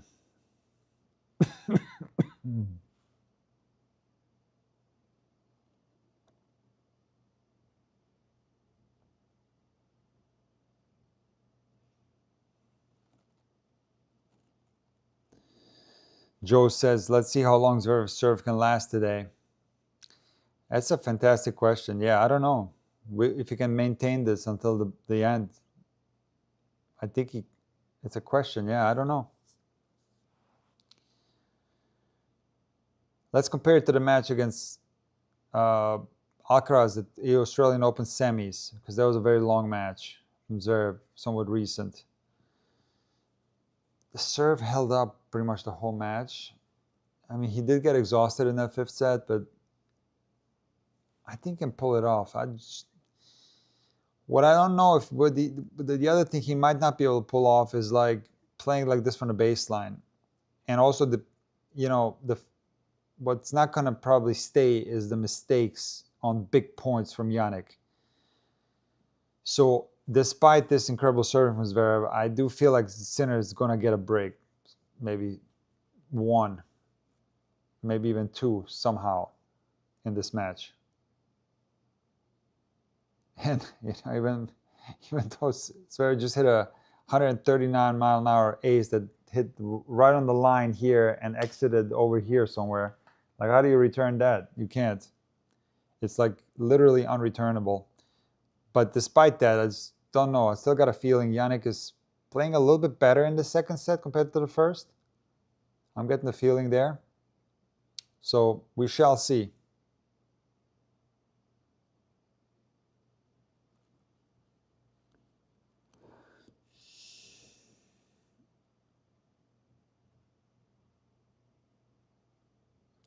Thank you, Marcos11372, for the super chat. I appreciate you. Imagine Sasha winning back-to-back slams. It's unbelievable if it happens. That would be the most incredible thing ever. I'm telling you, people would have called you crazy if you had said that, like, right before Roland Garros.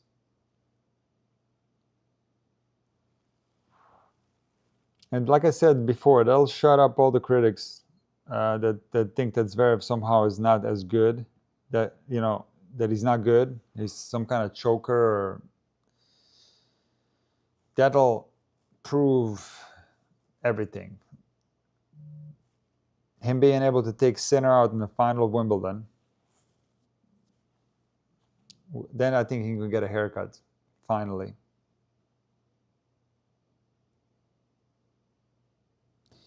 The longer the match lasts, the more it would suit Zverev. That's another narrative that's like, it's so stupid. Just because supposedly Sinner doesn't have endurance and can't play long matches or win long matches.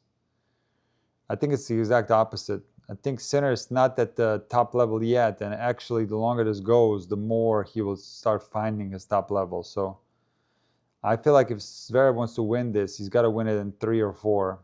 I think if it goes 5, I got Jannik as the favorite. Or, of course, if Sinner wins this set, I got him as a favorite too. So Zverev can win this, but I feel like he can, like Maylab said, he gotta win this in straight sets or in 4 sets maybe. Not in 5. Not in 5, trust me. That's one of the dumbest things, is that Sinner can't play 5-set matches. Not true. That's based on like Sinner can't play in the heat, and Sinner can't do this, can't do that.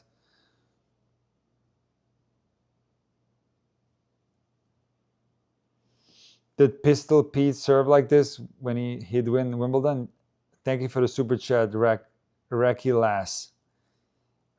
Yeah, even better maybe. I mean, I don't know. Whoa, from Zverev, what a shot there. A good defense from Sinner. Spectacular shot from Zverev there. One-handed angled ball.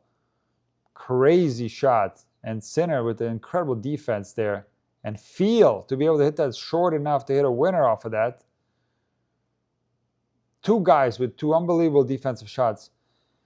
But back to Pistol Pete, like, I don't know if it's fair to say that. I feel like the way Sinner is serving or Zverev is pretty incredible. I don't know if Sampras necessarily served better, but he was certainly just as clutch as like a Sinner, maybe even more. Whoa, 360 overhead from Sinner. He missed it. Did he miss it? Yes, he missed it. Sinner misses the open court forehand.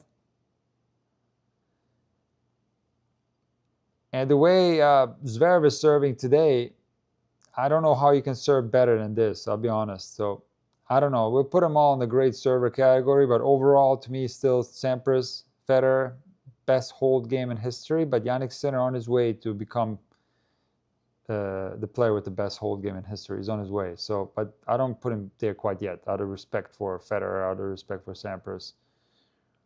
And the greatest server, that's a different story. I put other guys on top, like Ivanišević, Karlovic, Isner.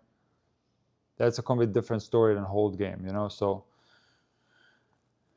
40-15, Sinner. That's a very entertaining game. Some nice points. That hook shot overhead, that 360, although it's not a full 360, that's the Rafa 360 overhead, where you completely spin. That was more like a 180 overhead. You turn 180 and then you go like this.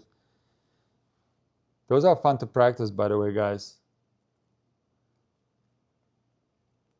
You can practice them on the wall. You can practice them with a coach. Sinner lets that ball drop too low, attempts a forehand swing volley, misses into the net, 40-30.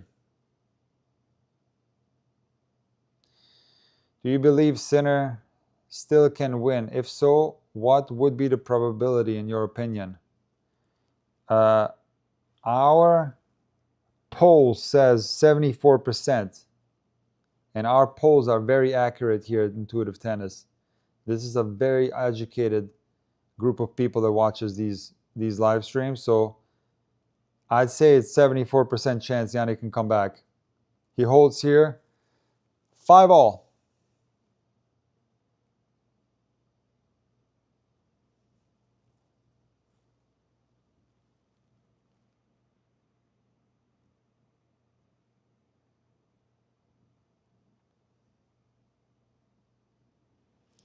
True Tennis Vibe, hang in there.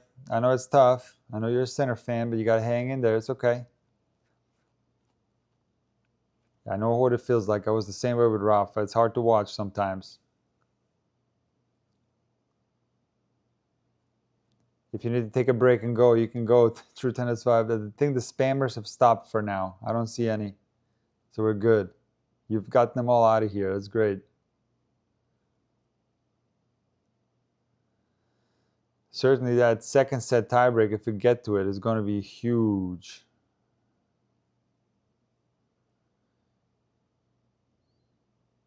There's been a history of matches with no breaks at Wimbledon. There was Edberg Stich semifinals Wimbledon, where I don't know if the whole match wasn't break. I have to look it up, but I know Stich beat Edberg without breaking Edberg's serve, which is so weird. He didn't break Edberg a single time and still beat him. And yeah, other than that breakpoint chance for Sinner in the first set, there haven't been that many chances to break.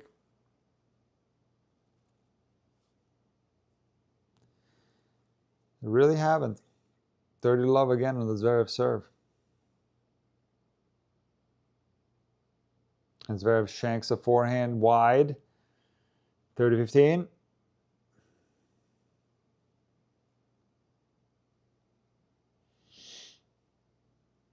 More Sinner fancier than Zverev, that's for sure. Oh, here we go again. Let me get this out of here immediately.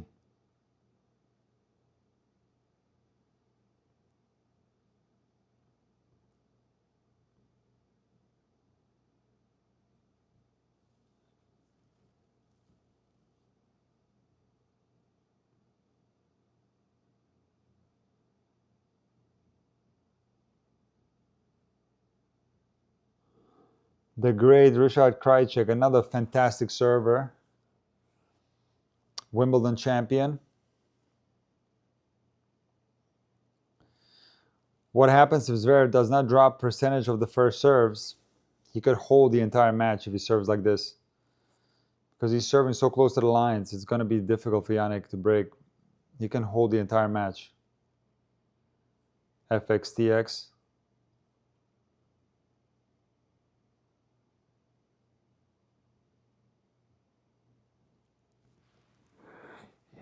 We're almost getting to the nitty-gritty of this set, guys. We're almost getting there. Percentages this set. Okay, I just want to make sure this is correct. Let me refresh the page here. And you're not going to believe this. 83% first serves for Zverev. 59% for Jannik. 83% first serves from Zverev. He's basically playing with a first serve only. 83%. And yeah, obviously Sinner has had 0 break chances in this set, but so has Zverev. There's been only 1 break chance in this entire match, in fact. It came at 4-3 in the first. And Zverev's first serve average is 133. I mean, that's literally insane. 83% at 133 average. And hitting close to the lines like that. Insane. Sinner serving to stay in the second set at 5-6.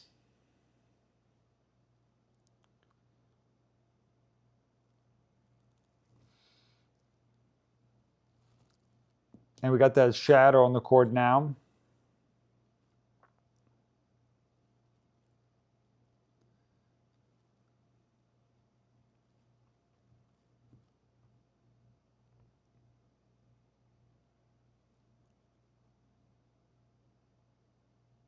Test. I don't know, Clefton. We got sound over here. What's going on? Monster serve from Jannik. Swing volley. And Zverev gets the forehand passing shot in. Love 15.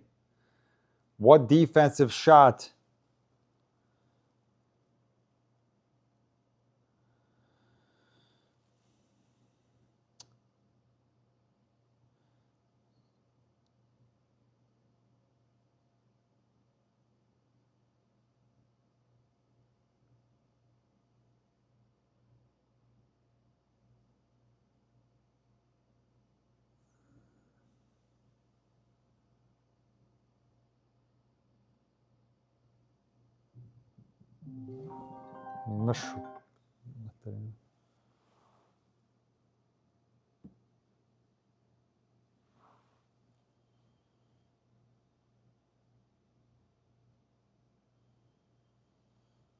Fifteen all.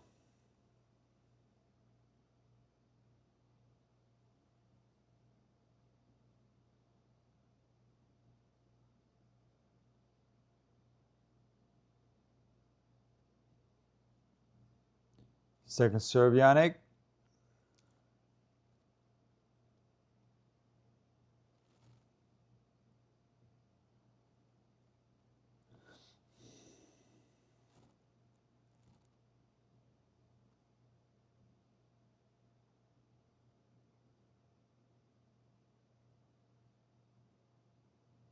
Backhand dropper from Yannick brings Zverev in, who misses the forehand into the net. 30-15.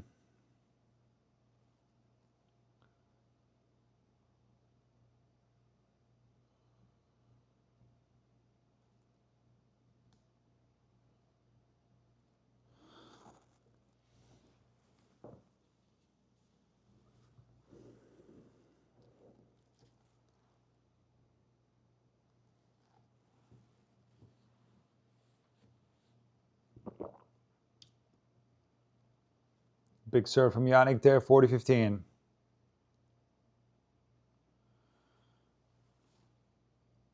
We're 1 point away from the second set tiebreak.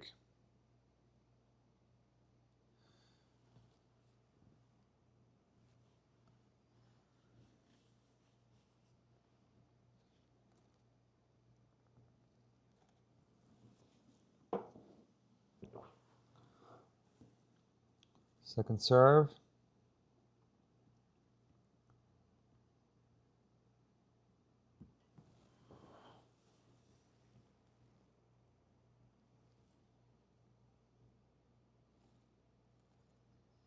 And we're in a tiebreak, guys. Let's start a poll here.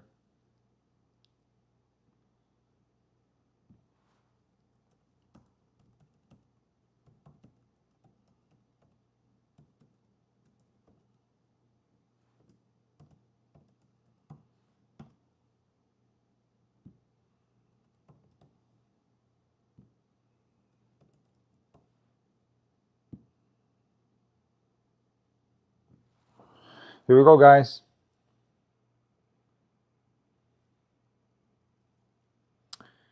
Wonder what you guys will say. So far, very close. Sinner, Zverev leading. Sinner back up on top. Sinner on top now. 61% for Sinner. Looks like Sinner is going to win. All right, let's see if you guys are right. It seems like you guys are right.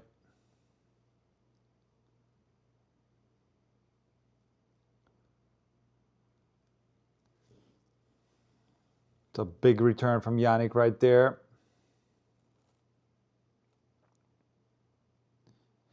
And Yannick pumps himself up. Let's go, he says, because Zverev shanks a forehand. A little too far away from that one. There's a reach for it slightly. Mini break for Yannick right away, where the first mini break in the first set tiebreak came on set point, I think, if I remember correctly.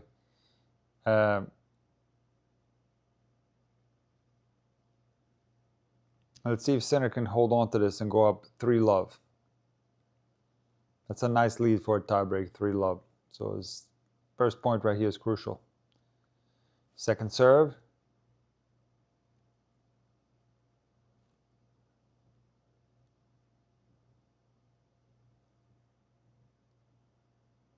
Kick from Yannick. It's a big return from Zverev there. Yannick ripping forehands, making Zverev move and forcing the error. Yannick with the fist pump. 2-love. You know, sometimes even Yannick hits his forehand. I think that his contact point is just like Federer. It's below center, and it sounds different sometimes, the forehand. Certainly that first one that he hit, it sounded different than normal. But Yannick Sinner's forehand is way better now than it was in the first set. I'm seeing a big difference. There's more pop on it. He's ripping that thing and missing way less. And there it is, another inside-out one from Yannick. Bounce overhead. And he knocks it off for a winner, 3-love. Those are huge points right here. And Emily said Zverev a little bit passive. Yeah. But, you know, these are defensive passive shots, you know. Yannick is getting serves in, ripping forehands. Not so easy for Zverev to rip on the run. But you make a good point. Maybe he should. He certainly did in the first set and made a couple of spectacular shots on the run. So Julius Max says Sinner slowly getting into peak mode. Yeah, like I said, we're going to see top-level Sinner sooner or later here. Unlikely that he's going to play poorly the whole match. Relatively poorly. Like, I don't think he played that bad in the first set. And another mini break. 4-love Sinner. Like, first set from Yannick, I don't think it was, like, necessarily... I wouldn't say he played poorly. Because it's one forehand away from him winning that set 6-3. And he didn't drop serve the whole set. So I thought he still played quite well, which is Zverev was playing really, really well. Zverev just that, yeah, it's just, now this tiebreak's been not good from Zverev so far. It's allowed Sinner to dominate. Backhand volley from Zverev, lob from Sinner. Is that in?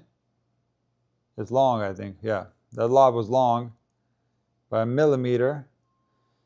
4-1 Sinner. That was a lob that was so close. It was almost 5-0. 4-1.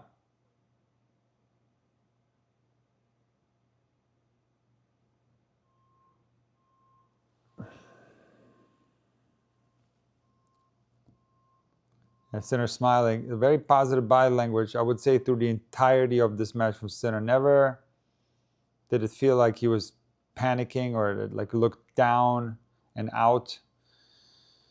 But tiebreak is not over yet. 4-1. Sinner's got to take care of business. Second serve here.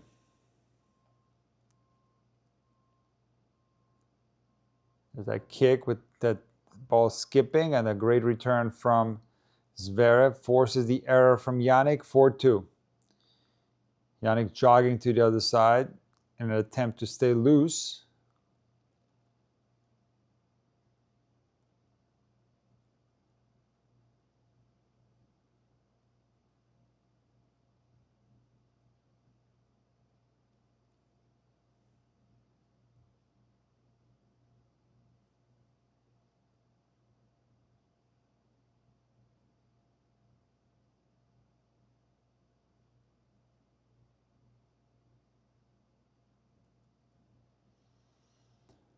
Four two.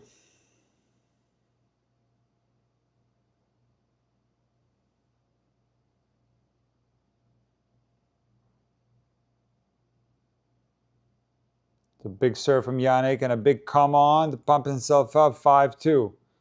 He hangs on to that mini break. Zverev serve speed dropping in the tiebreak. I don't know. That's a good question. I mean, I'm taking the serve speed averages from my stats here that I have, but each individual serve speed, I'm getting that from the court. So if we don't get the right camera angle, I'm not seeing it. I'm actually reading it from the court.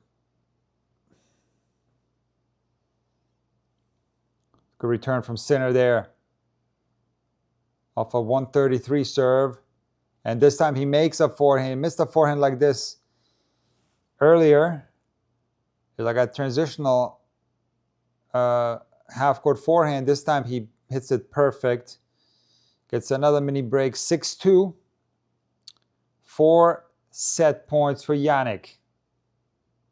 Yannick finding his level in this second set tiebreak. It's a different Sinner now. This is a better Sinner. Random Tennis Gal is shaking. This match is insane. It's okay, Random Tennis Gal. You're going to be all right. And Zverev first serve in, and then a backhand mistake. Cross-court from Zverev. 7-2 tiebreak from Yannick. I think Zverev's level dropped in this tiebreak. It did. He gave Yannick some mistakes. He did. And Yannick raised his level a little bit, so going to be interesting to see how Zverev responds early in the third. Whether he can put this level right back up. He'll need to, because this level of Sinner, you know, unless Zverev continues to serve just like he has been, I think he might be able to get the break now. No break so far this entire match. But this tiebreak wasn't good serving from Zverev. So let's see if Sinner can actually get the break in this third set. So we're going to take a little break, guys. Delay is huge now. What delay is huge? Mine? All right, let's check it. I'll tell you if it's more than normal. I'll stopwatch the delay. And I'm going to tell you exactly, because I can test it here. I got a little testing tool, which is my stopwatch. Hold on a second. All right, here we go. Hold on.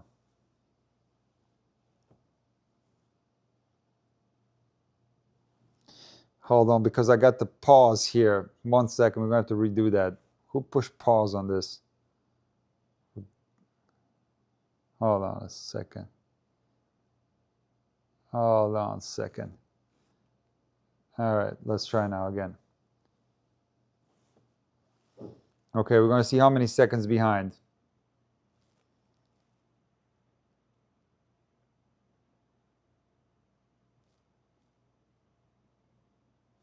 "12 seconds delay." I don't know if it's much bigger than normal. It's normally like 10 seconds. So 12 seconds, okay. In the beginning when I was doing streams, it was 25 or 20 seconds to 25 seconds. So 12 is 12-second delay. I don't know what else I can do. I got it on ultra low latency. I don't know. But again, guys, we're going to take a little break here. We'll be right back for the third set, okay? You guys stay tuned. Stay right here. Don't go anywhere.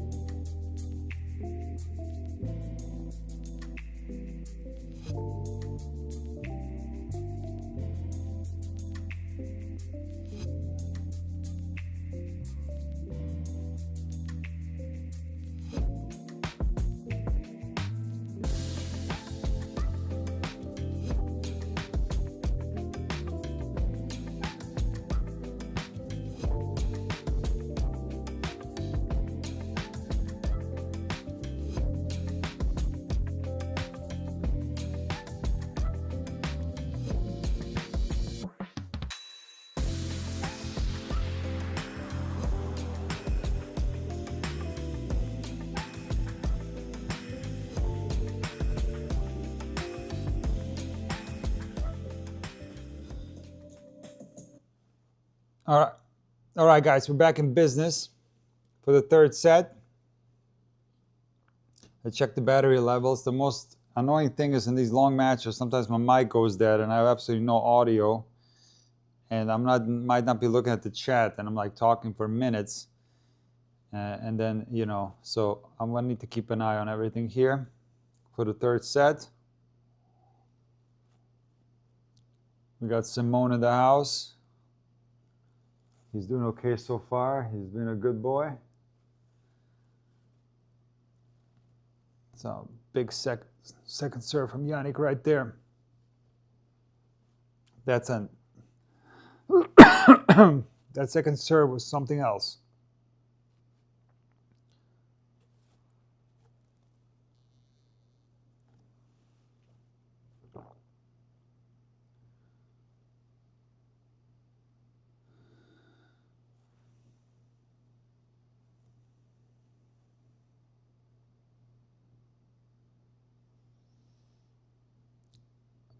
Also, the fact that Sinner serving first, I think it's an advantage for sure. For sure, an advantage. In these pressure moments, when we get deep into the set, if there's still no breaks, it was in the first set, Sinner served first, and the second set, Zverev served first. Obviously, both players have handled those moments incredibly well. Like I said, the only breakpoint chance in this entire match came at 4-3 in the first set. But it's, always adds more pressure when you're serving down 4-5, 5-6. So I don't think Zverev is going to be able to play this entire match without breaking serve. I don't think so, but maybe he'll prove me wrong. Maybe he will. I don't know. 40 love for Sinner.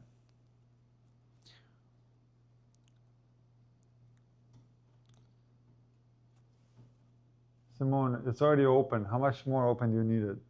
Like this? It's like closing it the other way. Here, you want that one open too? Here. It's all open now. You can look outside.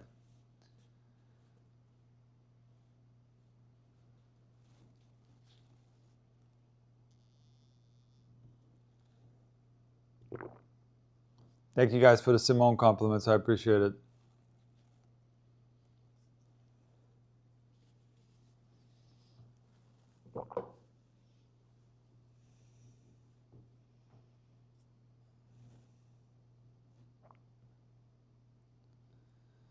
Yeah, that drop shot wasn't good from Sinner. And, it's not going to prevent him from keep using it. See, I mean, he used it right away on the next, they used it again and made it this time inside out.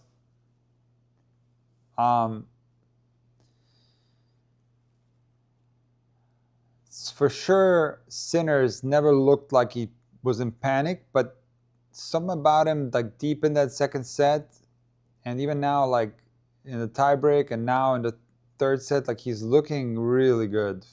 His body language. We've seen him play so much. We've kind of grown accustomed to his body language. And there's a certain look about Yannick when he's playing at his best. He's kind of strutting around the court and, Simone, what are you doing? What is it?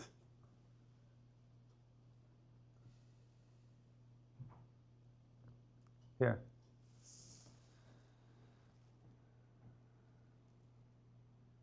And I'm seeing that look on Yannick right now, for sure.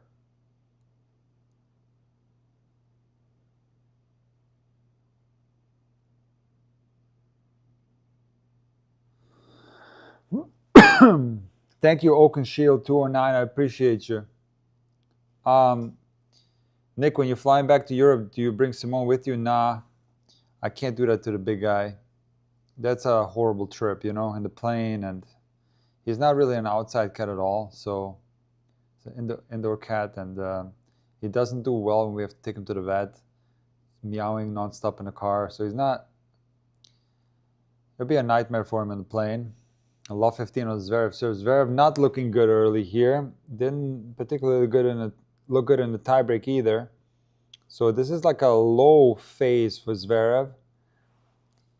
It's like a little bit of a slump right now for Zverev. Physically, actually. To me, looking physically a little bit. Maybe he's a little bit tired. I don't know. For sure, the level has just slightly dropped on Zverev. Still no breaks, though. And Yannick with the inside-in forehand. And he did return that serve, even though Yannick served it right here. I mean, even though Zverev served it right here at 128 miles an hour, Yannick put that thing inside out and put Zverev on the run, and the next ball hit a winner. So Zverev's numbers have to be sky high on the serve. Like, He's got to be, it's a little bit different where he's serving, but Yannick is making him work now in this service game. Every first serve is coming back, neutralized, and a forehand drop shot goes into the net from Yannick. He loves using that shot, and sometimes it works, other times it doesn't.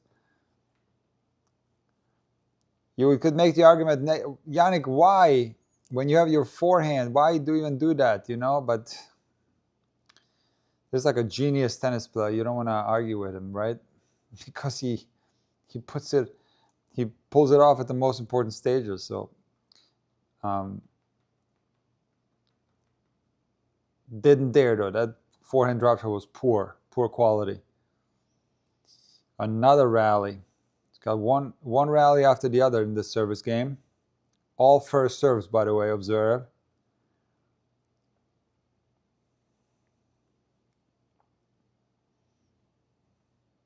Let court from Zverev, and Yannick misses the forehand to the backhand set. I've seen him miss that forehand a couple times in this match, wide. But Zverev working hard in this service game, and physically he's not looking that as strong as he did in the first two sets, with the exception of the tiebreak. That's where it started. This kind of, I don't know. I'm just detecting a little bit of like sluggishness from Zverev. Maybe he's a little bit tired. Hard to say.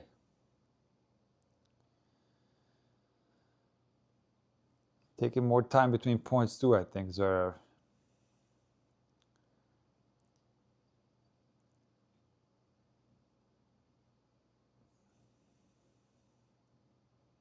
Monster serve from Zverev there on the line. Best serve he's hit in this game. A little bit of extra pop on that thing. Extra placement. The grunt came out. 40-30. Anna Harris says, wide the drop shot? It could have been love 40. I mean, I can't disagree with you. Like I said, like, you know, it makes more sense to hit a forehand there, but it's Yannick Sinner. Like, he'll pull that thing off on match point, like, or break point. And then we'll be like, what a genius drop shot, you know?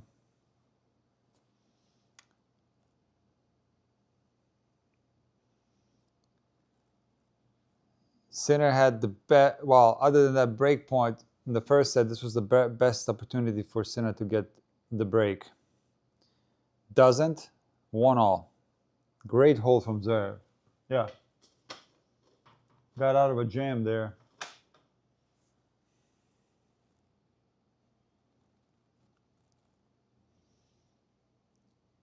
But Yannick's looking good, though.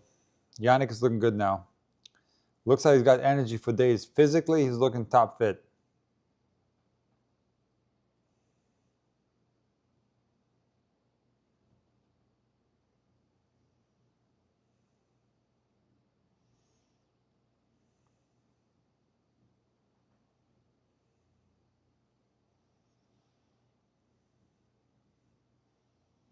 A very tricky shadow now on the court, and a big return from Zverev.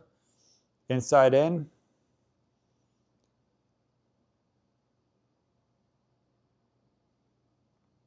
15-all.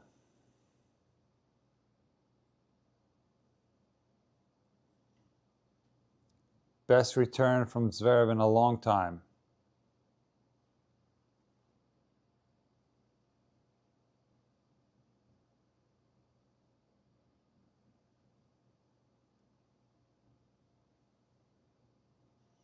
Big serve from Yannick. Reba, the scoreboard is correct. So 1-all in the second, 30-15. Sinner serving.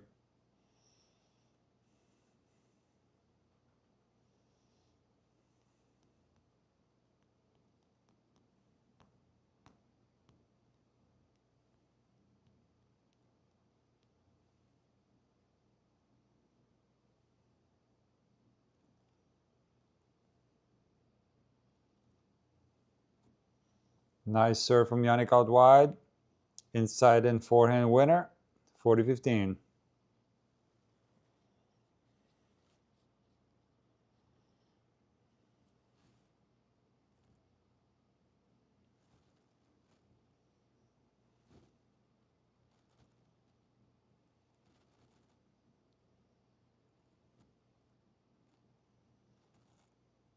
Nice hold from Yannick. 2-1. Second set. No breaks.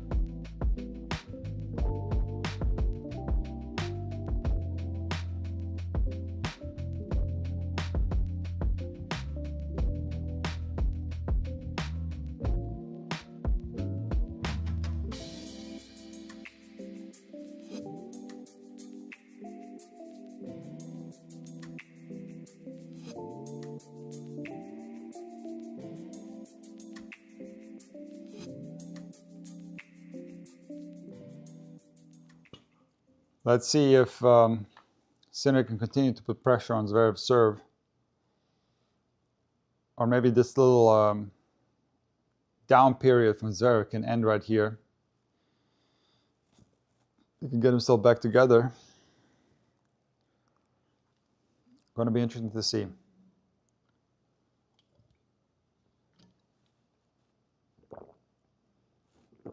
Let's not ignore one thing though. No one is immune in a game of tennis from nerves.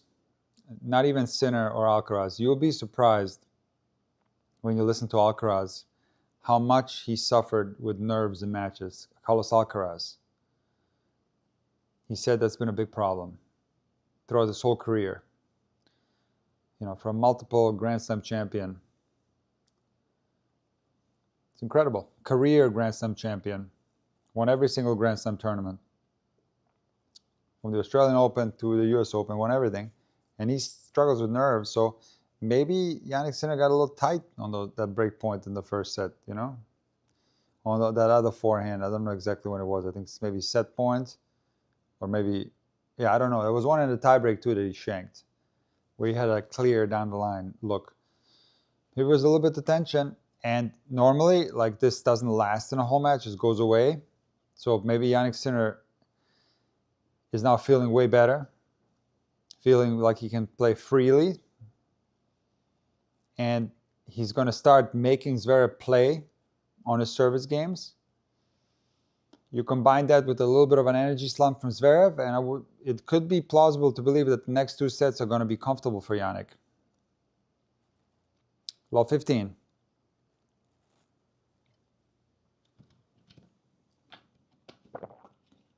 Let's start a new poll here, guys. We'll end this one. You guys called it correctly in the tiebreak. There's incredible knowledge of the game here.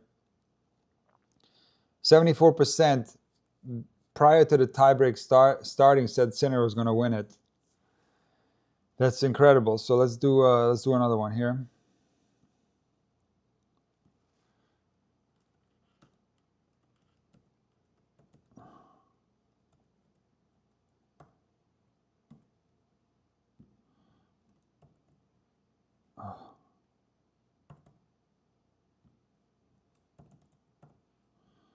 Here it is. Here's the poll. Who will win third set, Sinner or Zverev? Let's see what happens, guys.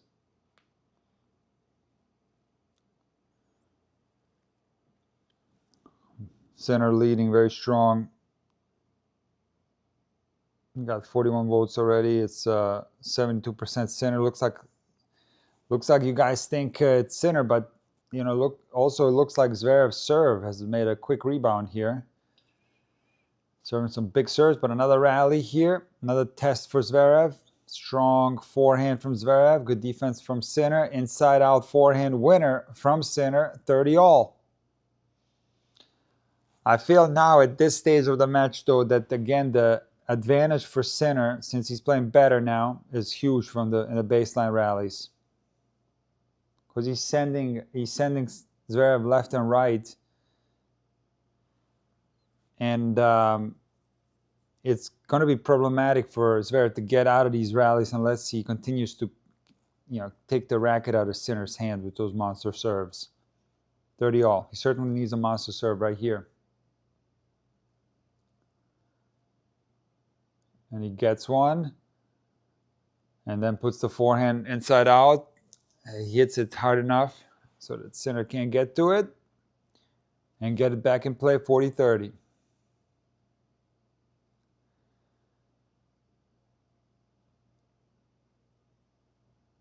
It's been a serve masterclass from Zverev in this match. No other way to put it.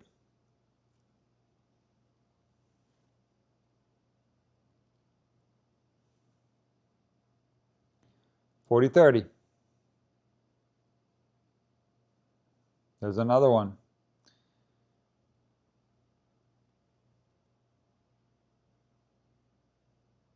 Zverev holds to 30. No breaks yet. And this match has lasted so far. I'll tell you exactly the match length. 2 hours, 31 minutes. No breaks. If someone would have told you before that it's going to be 2 hours and 31 minutes of Zverev holding serve against Jannik Sinner, I honestly wouldn't have thought so. I thought that Sinner would get like an opportunity to get into a Zverev service game, but he didn't.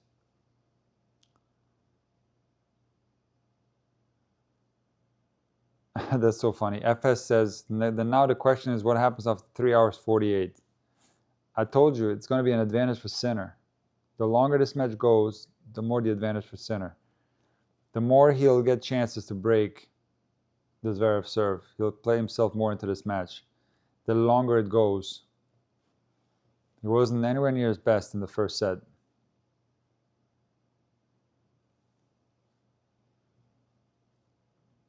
I'm suspecting that eventually Sinner is going to manage to get some break. Maybe in this set, like looks very strong on his serve now, Sinner.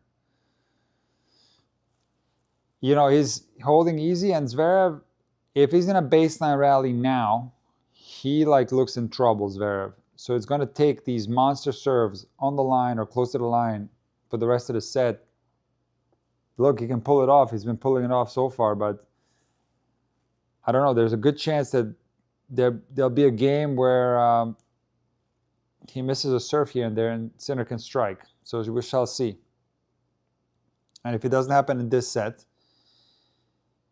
then like you said, if it goes longer than 3 hours 48, I feel like the longer this match goes, the more time Sinner has to get into the Zverev service game.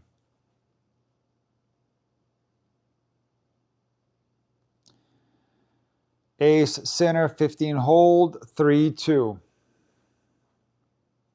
MacB40 says Sasha needs this set more. Yeah, 100%. There's no argument. This whole thing with the 3 hour 48 minutes for Sinner, it's not something to look at, really. His 5-set matches have been the ones that he lost has been against amazing players, and a lot of them came when Sinner was young. You have to count Sinner's 5-set record after 2023 Davis Cup. And I can look it up what it is, but that was this version of Sinner. Started at the Davis Cup in 2023 when he beat Djokovic. Before that, yeah, Sinner was shaky. Like Medvedev said, Sinner used to play against Sinner, and he would give you mistakes. He'll go up and down in matches. He was also mental. He would get kind of angry and would be in a bad mood on the court and kind of grumpy and all that. Negative body language. That was young Sinner. He was just getting better and learning how to optimize his game. There was a young player that wasn't far from perfect. Alcaraz ascended to the top of the game way sooner than Sinner. Way sooner. So for example, Alcaraz finished 2022 number 1 in the world, and I will have to look it up. I mean, I can look it up now since we're talking about it. It's interesting. I'll take a look right now. I think Sinner was 15 in the world in 2022 at the end of the year. I'll look it up. But here, take a look here. 2022. Yeah, 15 in the world, year-end 2022 for Sinner, and number 1 for Alcaraz. So that was a different player. So if you take the 5-set records from everything before 2023, it's irrelevant. Completely irrelevant. This is a different player now. And I'll try to look up how many 5-set matches Sinner has had since then. And then that's something that's more important to look at.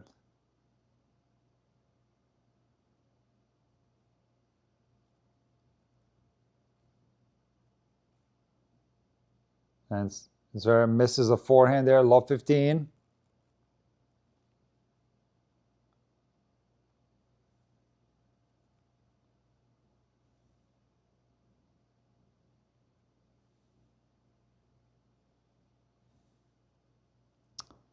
Take a look here.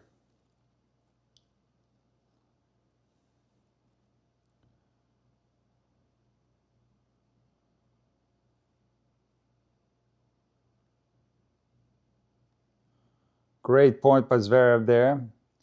It's a cross-court volley winner, 15-all. Okay, I got him right here, all the matches in 5 sets. You guys interested to hear it? So let's start at the beginning. I got all the 5-set matches of Sinner right here. There hasn't been that many. That's another thing. So it's not enough of a sample size to make any type of statements on Sinner's 5-set records. It's all based on like just this Reddit or whatever thing where Sinner is this guy that can't last and so on. So listen to this. First one was Watchalong, US Open round 1. Sinner lost it 7-6 in the 5th. 2021, it was Shapovalov. Sinner lost it 4-6 in the 5th. 21 Roland Garros, he beat Pierre Huge Herbert, like I call him, or Air Bear. He beat him 6-4 in the 5th, so that's 1-2. US Open Gael Monfils, so that's 2-2, 6-4 in the 5th. 2022 Wimbledon, Sinner blew a 2-sets-to-love lead against Djokovic and lost 2-6 in the 5th, so that's 2-3.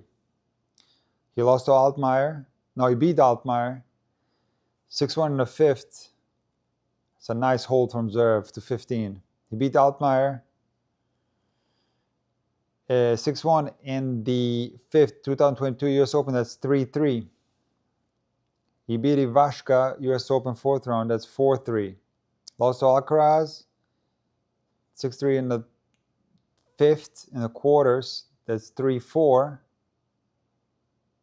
Beat Fucsovics, Australian Open, that's 4-4. Lost to Tsitsipas, Australian Open 23, 6-3 in the 5th, that's 4-5. Lost to Altmaier, second round Roland Garros 2023, 5-7, that's, okay, I lost track now, I think it's 4-5 or 3-5. Then lost to Zverev, US Open, 3-6 in the 5th, that's 23. So now we count the ones after that Djokovic match, okay? So 24, Australian Open, 6-3 in the 5th against Medvedev. We remember that one. Then lost to Carlos, semifinals Roland Garros, 6-3 in the 5th. I remember that match vividly. That's 1-1. Then lost to Medvedev, quarterfinals Wimbledon. That's 1-2. Then lost to Alcaraz, Roland Garros 25, 7-6 in the 5th. That's 1-3. Lost to Djokovic in semifinals of Australian Open, 4-6 in the 5th. That's 1-4. Cerundolo, that's 1-5. Kecmanovic 2-5. So he's 2-5 in 5-set matches since 2023. So listen, he was better prior to that point that I pointed out. He was actually better, but I think that the opponents that he's faced were absolutely brutal. You know, before he had some bad losses, and he's love 30 on the Sinner serve. So we'll get back to this topic once this game is over. But the opponents in the finals were brutal. We're talking about Alcaraz, we're talking about Djokovic, we're talking about, you know, Medvedev. That's who he's lost in 5 sets. There's a big serve from Yannick. Swing volley, inside in, he makes it 15-30.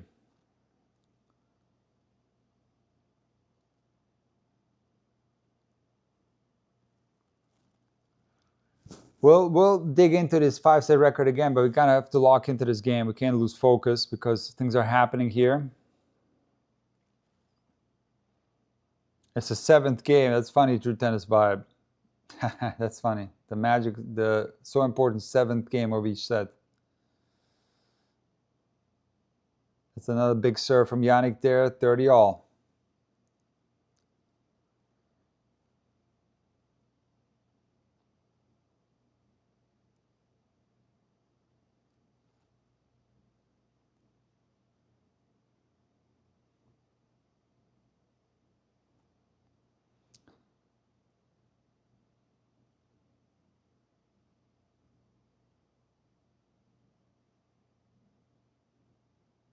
Another big serve from Yannick, 40-30.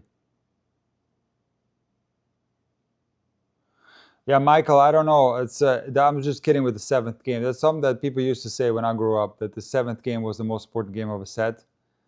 I don't really think so.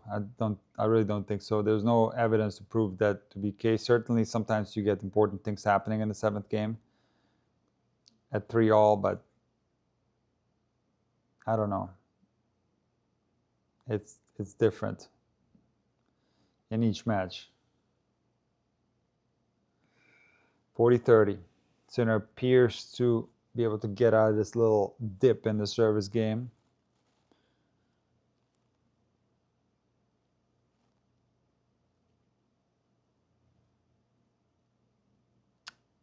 Do you think 2023 Djokovic can beat current Sinner? 2026 Djokovic can beat current Sinner.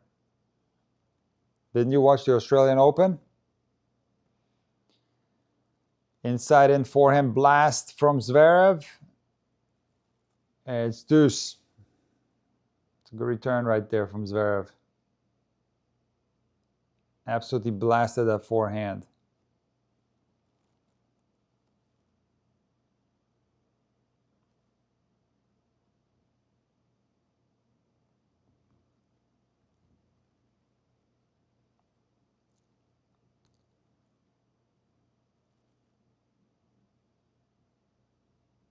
And Sinner misses that inside-out backhand. Add out. Break point for Zverev. Will Zverev get the first break instead of Sinner? Can you believe that? That's a surprise. I wouldn't have thought so. And, you know, you guys in the chat also didn't think so. 72% of you think that Sinner will win this 3rd set, but very surprising breakpoint chance for Zverev. 2nd serve.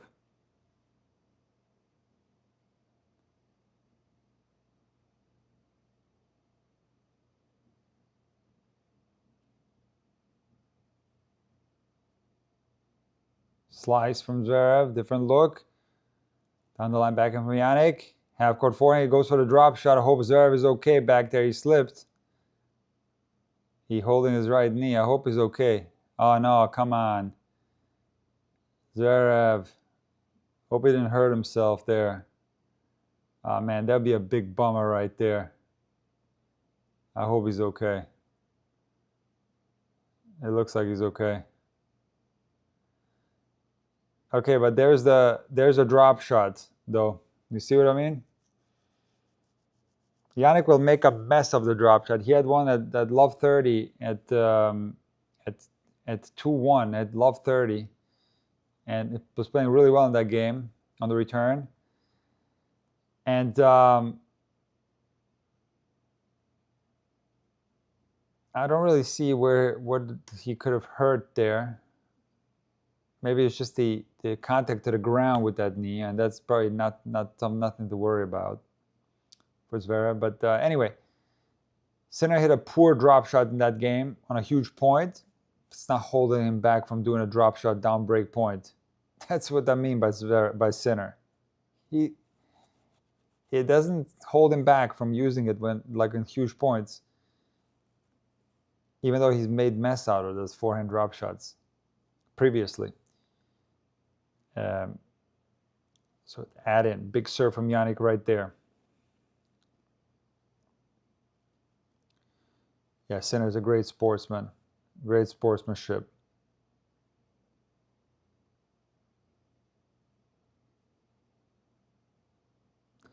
Hyperextension, no, because he was holding that right knee, the one he fell with. The other knee is the one that extended.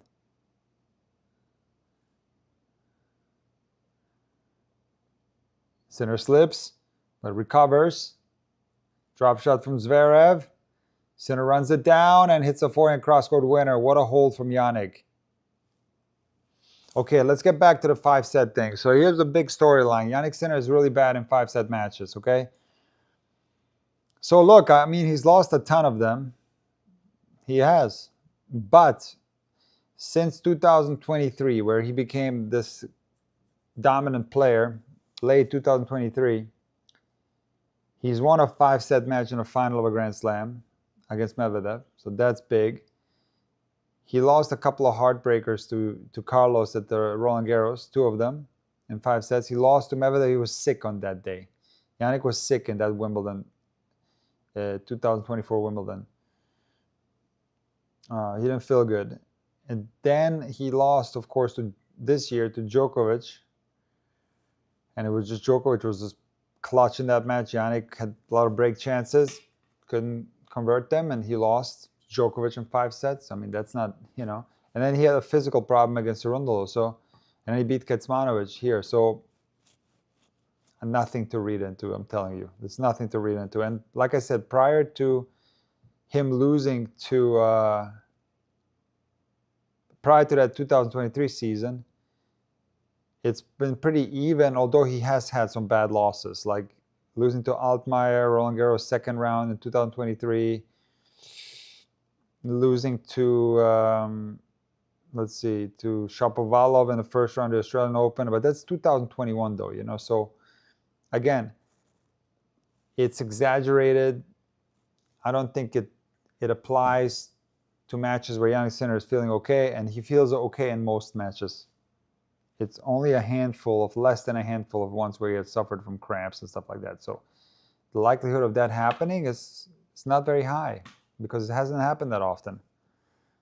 Can it happen? And has it been a problem for Jannik? Yeah, it's been a problem a couple of times here and there, and they were doing a lot of work, his team, to prevent this from happening, or to understand why it's happening and try to find solutions.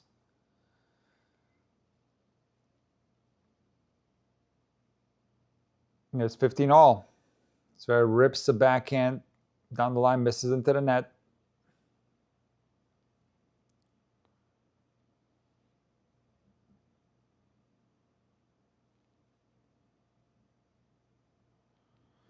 You know what? 2 times vibe. If the shoes had the grooves like they do in soccer, this would chew up the court so bad. It would literally destroy the court. Because you got to understand, the grass on a soccer pitch is like way longer than 10. You can't have grass that long. The ball won't bounce. So that you play with spikes on a tennis grass court, it would eat the thing up and it would look like a mud pit. 30-15. Huge serve from Zverev.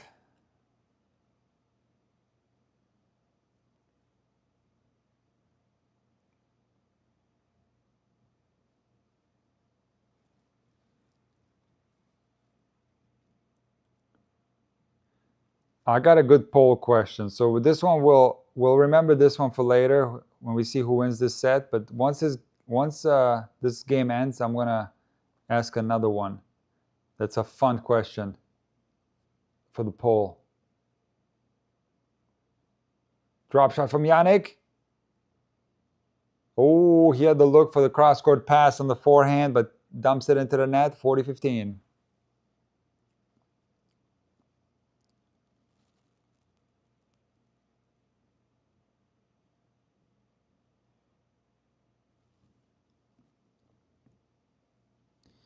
A weird dip from Sinner now all of a sudden because he looked so strong early in the third, but now For sure, the match is looking more even again.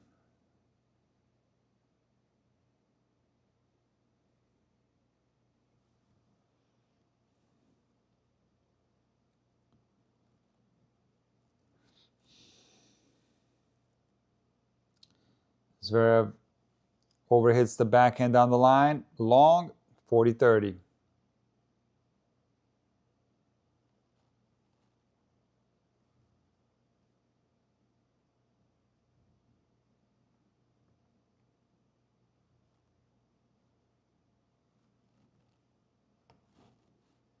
No breaks of serve in this match so far, and we got one breakpoint chance each.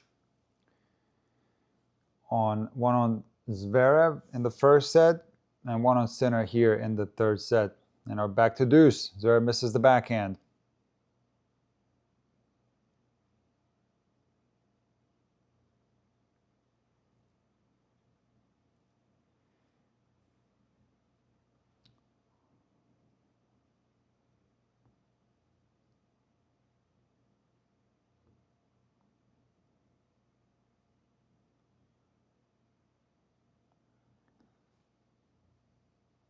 Second serve again from Zverev. He goes wide with that serve and misses. Opportunity for Sinner right here to do something, put pressure on Zverev.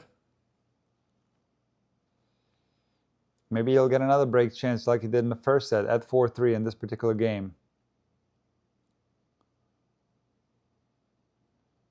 That's a big second serve right there. Jannik Sinner frames the return. Add in.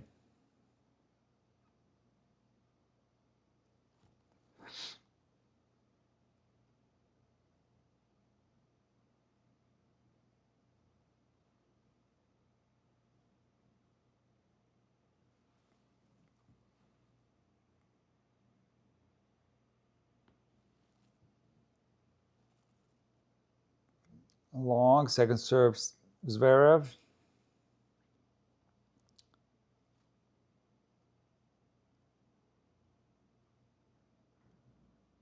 Sinner standing very far back on that second serve.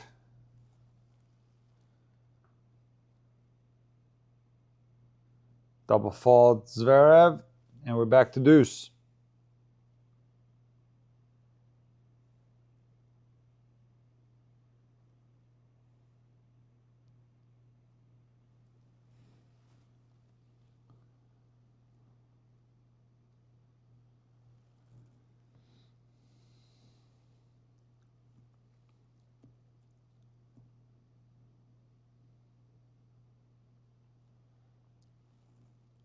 Another first serve miss from Zverev. This first serve, and not as consistent in this particular game compared to the 81% first serve that he's gotten in for this whole match. For sure, Sinner's got to feel the chance here. He's got to feel the opportunity. This is the time to break right here. And there's a forehand that sprays long from Zverev. We got Sinner's second breakpoint opportunity in the exact same game as in the first set. It's huge right here for Sinner.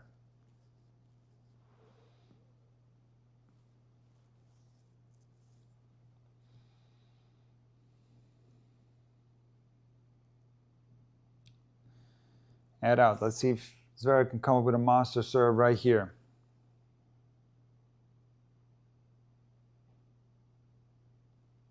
Second serve. It's a huge chance right here for Jannik. Not a lot of first serves going in this game for Zverev. The serve collapsed quite a bit in this game.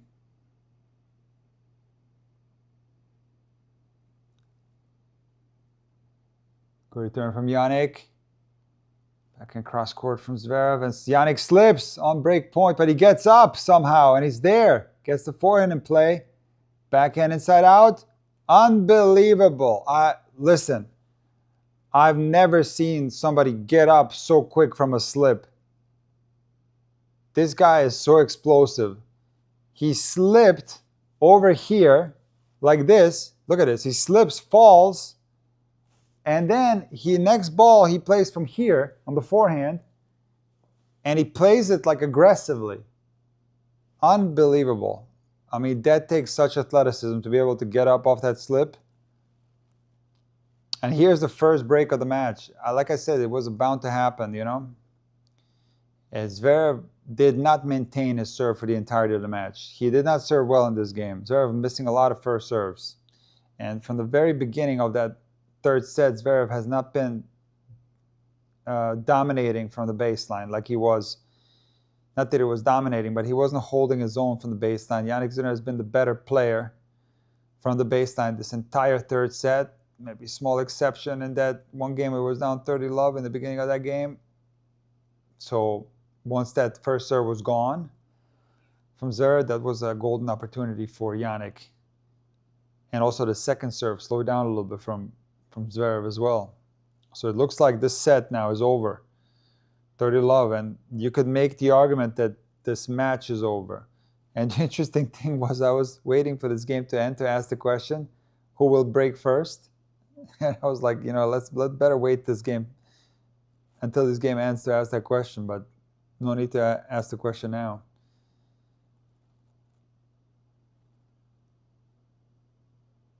A lot of you guys had belief in Jannik, like even when it looked kind of worrisome for him in that second set, but 40-love. But you know, to give Jannik credit, like it never looked like he was in doubt in this match. It never looked to me like he was in the fear of losing.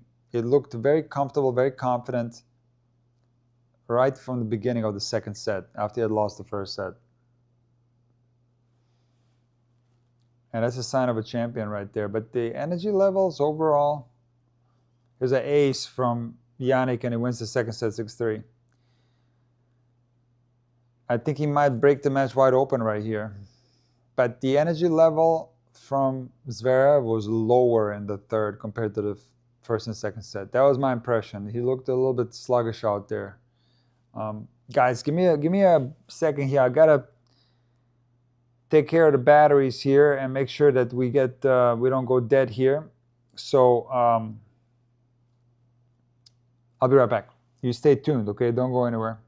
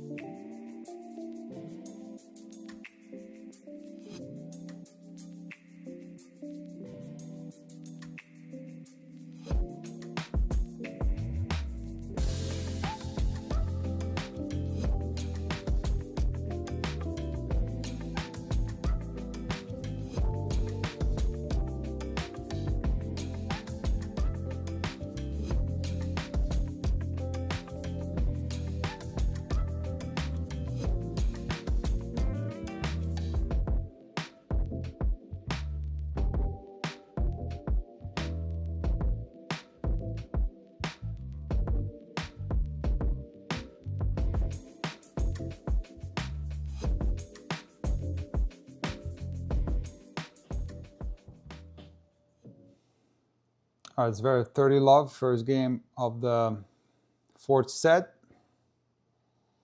Misses the backhand there, 30-15. Okay. That should be okay.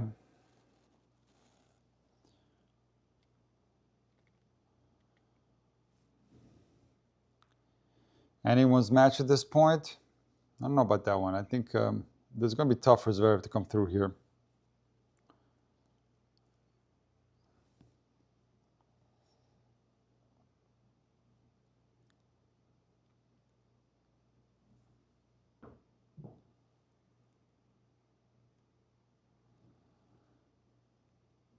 Second serve right on the line there at 106.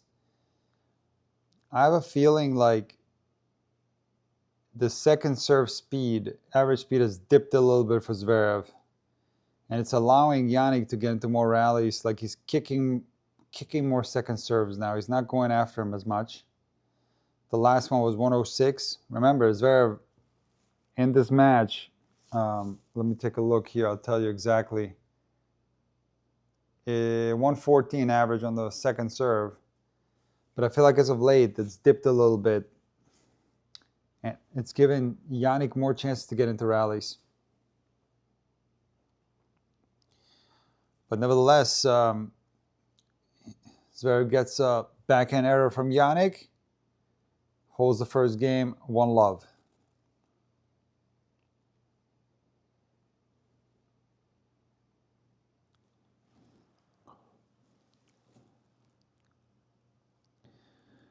Okay, we need a new poll here. Let me change this.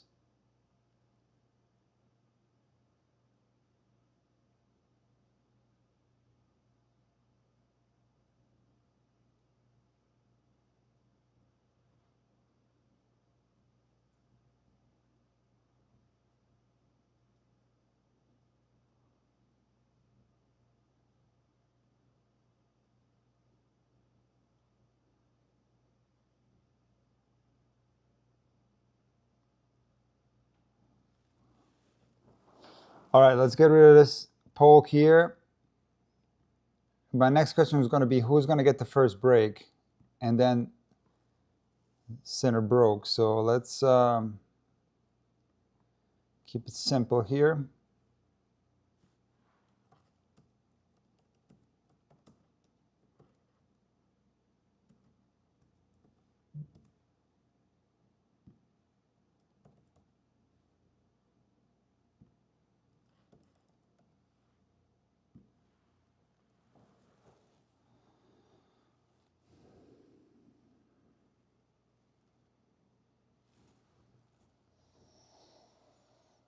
Sinner 15 love. Let's see here what you guys are saying about this.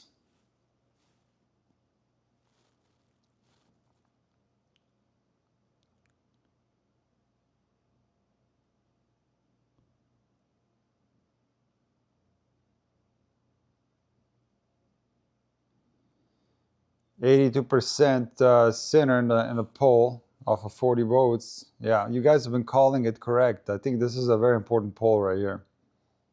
You called some insane, made them insane calls like who's going to win the second set tiebreak when it wasn't looking too good for Sinner. And you guys said there's like 75% Sinner. And it turned out to be true.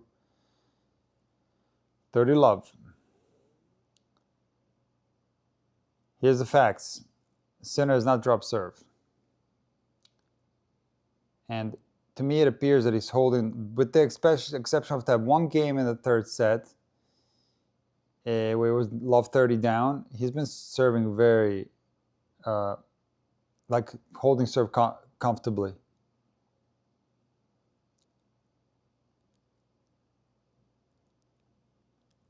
And he has been able to get into the Zverev service games on several occasions. So I expect the same in the fourth set. And I agree with you guys. I think Sinner wins the fourth set. I agree with you guys.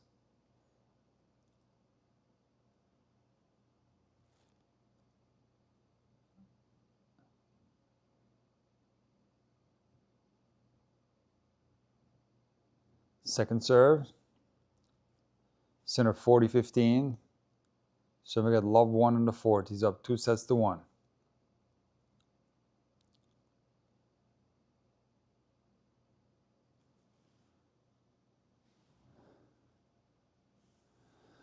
Match length 307.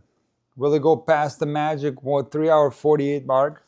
Where Sinner has not won a match that lasted longer than that or something like that. Some kind of stat like that. Let's see if this one goes past that mark. It might not, actually. It's a 308 right now. It might not go that long. 40-30. If Zverev can hold serve the whole set, and if he can't break Sinner, then it might, if we get this fourth set in a tiebreak.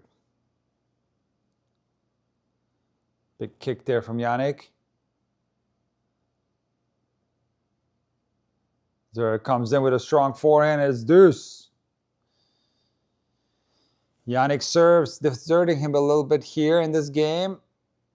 He's trying to close it out, and he's paying the price.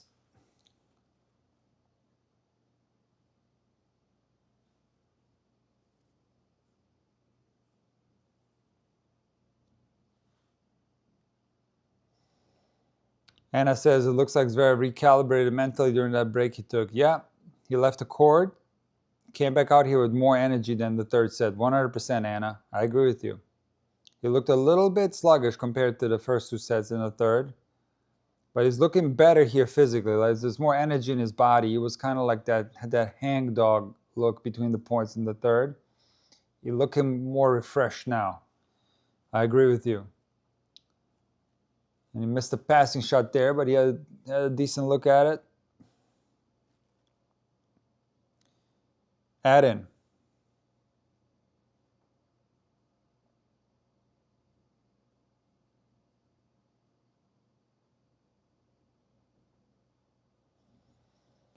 One all. Nice hold from Sinner. Over deuce.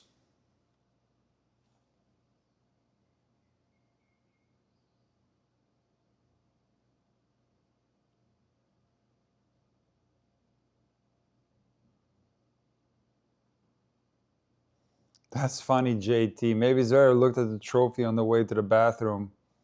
It gave Noskova energy. That's hilarious, JT. I love that. Yeah, that's what Noskova did. I mean, can you guys, I don't know if you guys were here yesterday for my live. That match will stick in my mind forever. How she was able to come back in that third and win after not converting those 5 match points. Yeah, I heard it, Anna. Yeah, I heard the Noskova speech, yeah. And if Sinner loses balance there on that forehand, misses it, 15 love. So maybe Zverev did the same thing. Yeah, he looked at the trophy. He's like, I'm getting this thing. Now, I don't know if that works every time, you know. Certainly, it doesn't hurt to do that.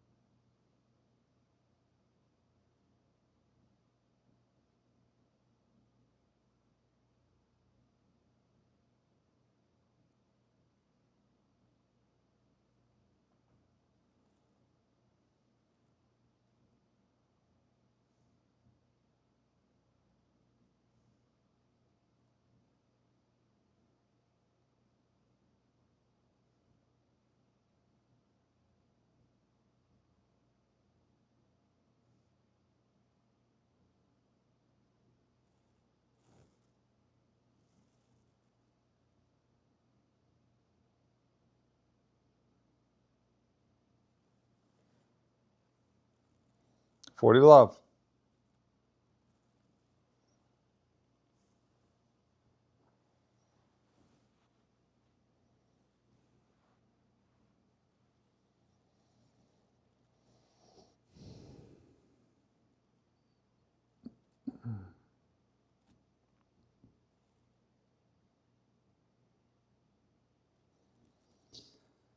A different Zverev in the fourth set for sure.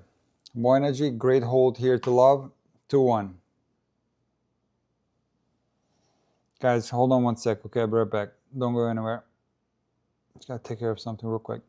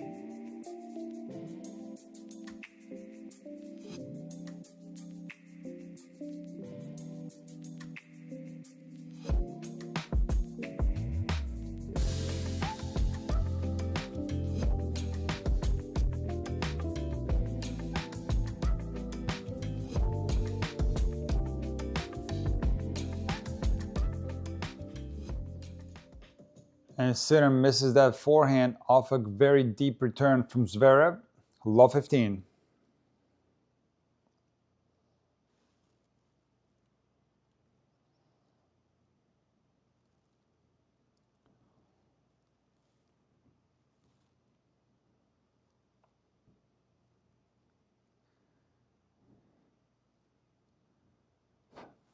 What's the local time in London right now? I should probably have that on my watch with the world clock. Is it 7:25 or is it 8:25?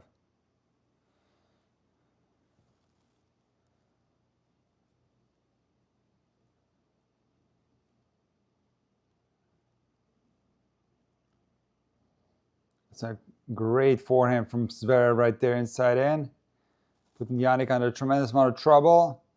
And a great overhead from Zverev. Love 30. 7:25. Okay. So they got a little bit more time until it gets dark. Zverev with a different energy in this fourth set. You can see it from the first game on. That going off the court helped him. It rejuvenated him. He's got love 30 on the center serve.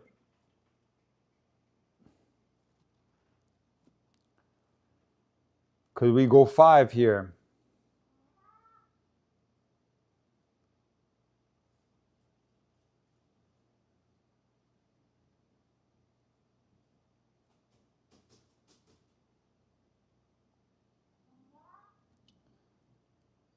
Simone, stop. BBC commentary talking about cricket at this moment in the match. This is a crucial moment right here. Sinner ripping the forehands. Zverev staying alive back there by that jumping backhand cross-court winner from Sinner. He didn't hit that thing super clean. He ended up going like this here, very low over the net. You know, from this area here. Like that, yeah. Like about right here. It's a jumping back, and I haven't seen this thing from Sinner in a long time. He was a little too far away from that thing. It was a mishit, okay? So it was a mishit winner. That wasn't intended to go that short. It's way too far away from that. Fortunate. 15-30.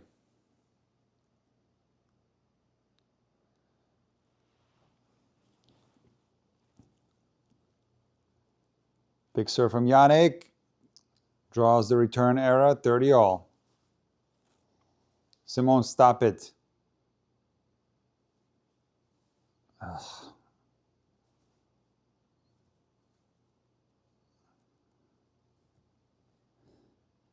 Kiko, man, you know, you love Sinner jumping backhands. He did way more of them in the 2025 season, especially on clay. He's been doing them less this year.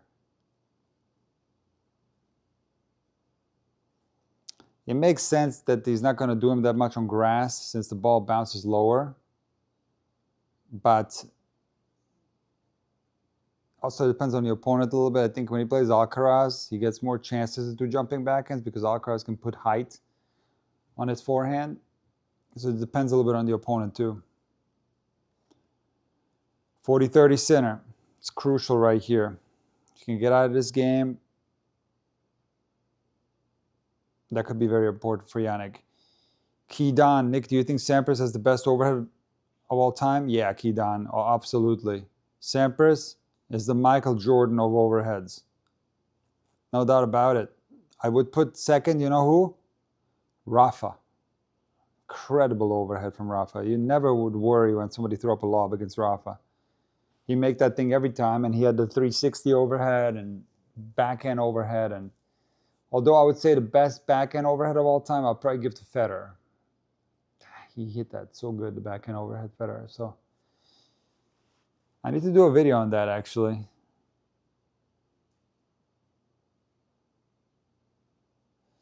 Two all, fourth set. Jannik Sinner from love 30, 4 consecutive points, holds 230. Why isn't Roddick in the commentary box? I think like they already decide before the tournament who's going to do the final. And the big names get the final always. So it's always McEnroe. That's with his brother usually. But from what I heard on the social media, like, and just the podcast on the on YouTube, it's like it's been blowing up for the last year, getting really good numbers. The Sir podcast. People love Andy Roddick. They should put him in there. People would love it. Hold on a second. 1 second here. What is this? Okay. Yeah, people love Roddick and people love Eubanks. That's what I'm seeing. Those two guys are beloved.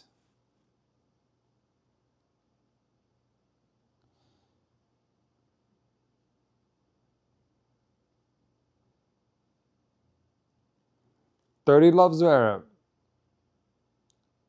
You got a boost of energy in this fourth set for sure. So I wouldn't be surprised if this goes into a tiebreak, this fourth set.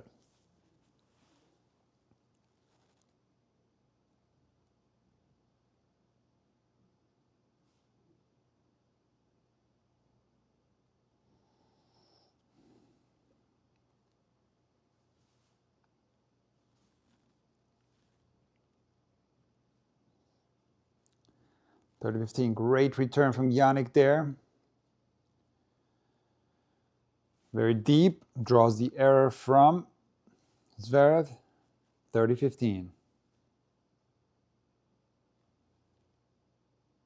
Big serve from Zverev right there. It's a monster serve. 40-15.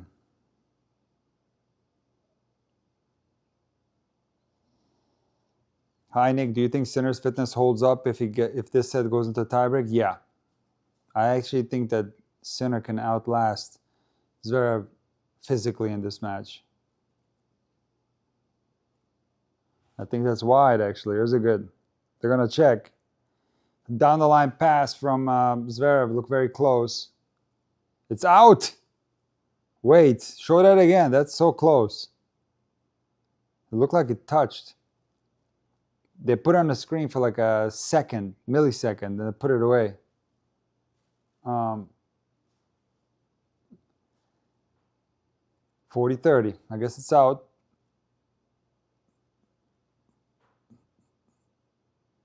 Big serve from Zverev, and he holds 3-2.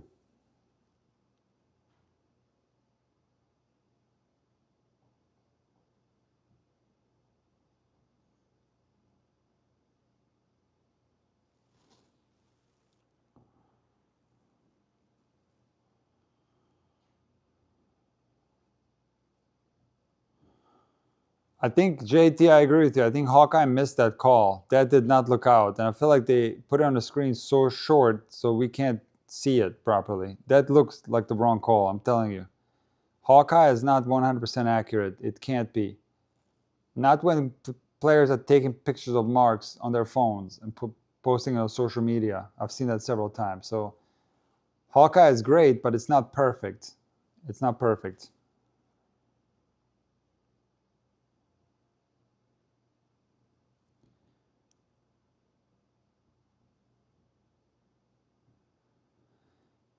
Thank you, Anna. Wow. You rank me so high up. I appreciate you, Anna. I appreciate you. Do you think this is the best performance of Zverev's career? Never seen him so locked in considering the stakes. Adriano, I think so. I think you hit the nail right on the head. Yeah, this is Zverev's best Grand Slam final by far, because against Koboli was a mess of him. I mean, it wasn't necessarily a high-level match by any means. It really wasn't. It was a mentally very tough performance from Zverev, and he was able to lock in and relax himself at the most important stage, but he was very tight in that match. He played well against Alcaraz at the 2024 Roland Garros final. He played well, but the first final against Sinner at the Australian Open, he wasn't playing like this. So yeah, I think this is his best level that he's shown in a final of a Grand Slam so far. 100%. That's a good comment there. 15 love. Second serve.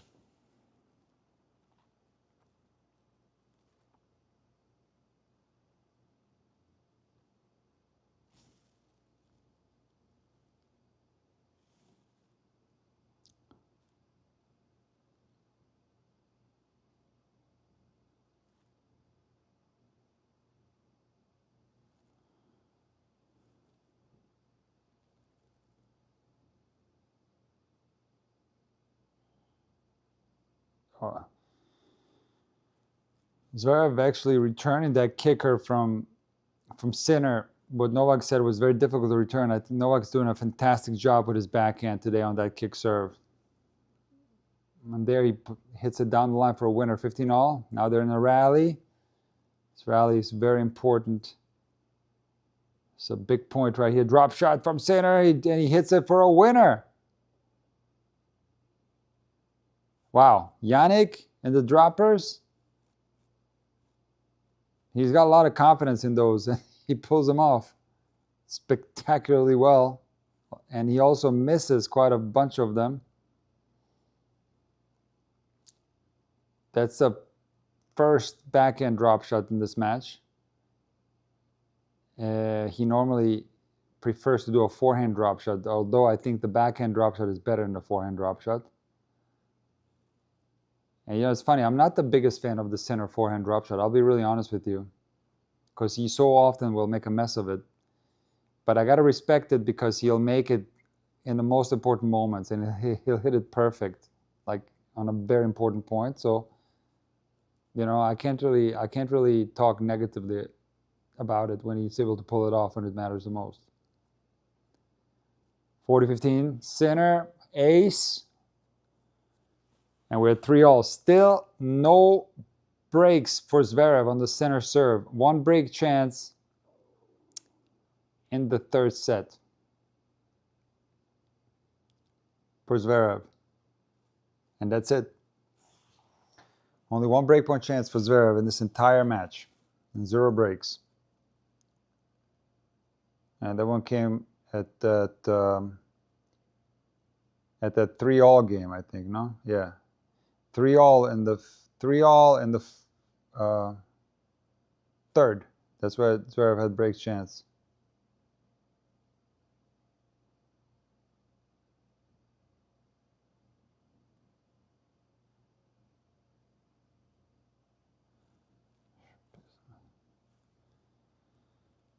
Here's that so important 7th game of the set. Remember, guys, we talked about this.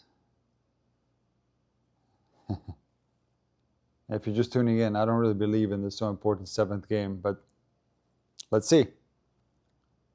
So at the net, Jannik putting pressure. Lob from Jannik. He slips again. Gets the lob in. Volley drop shot, and he gets the point there. Spectacular rally. Zverev doing a good job at the net, withstanding those blast shots from Jannik. And Jannik with the great hands. And also the ability to come out of a slip like anyone I've ever seen before. I'm telling you, this guy slips on the court and he's back up so quick. Look at this. He slips, almost roll his ankle there, and he's back in position right away. The most spectacular slip and recovery was on breakpoint in the third set for Sinner, the first time he broke serve.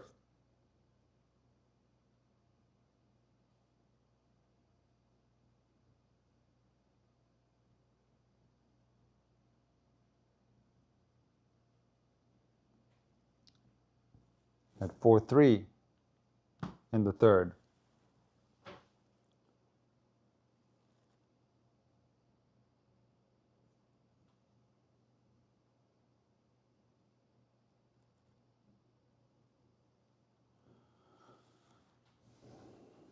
Danger time for Zverev. This is danger time. And a similar part of the third set is where Sinner struck at 4-3. He was able to break Zverev. And now it's love 30. Again, Sinner putting a lot of pressure on Zverev with that return. What's happening here? Frozen stream again.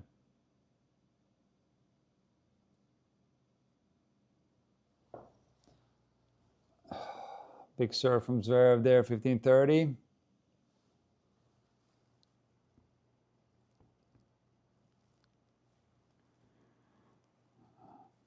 Very good serve. Wide on the line.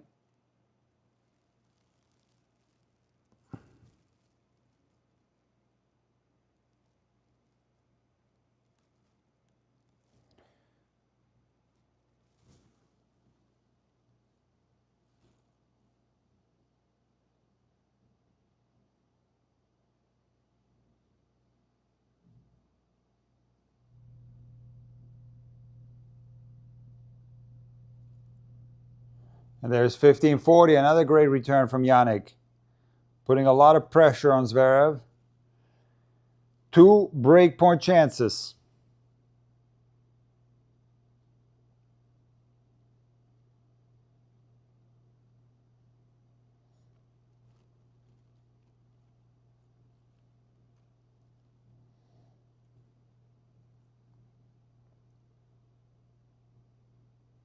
There's an ace from Zverev, 137, T, 30-40.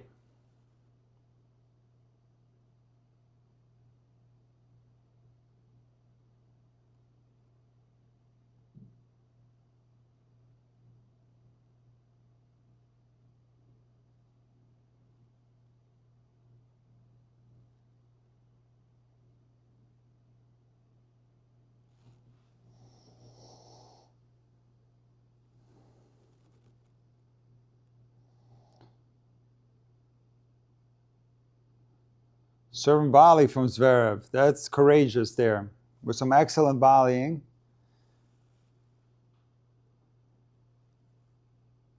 Very courageous. Deuce.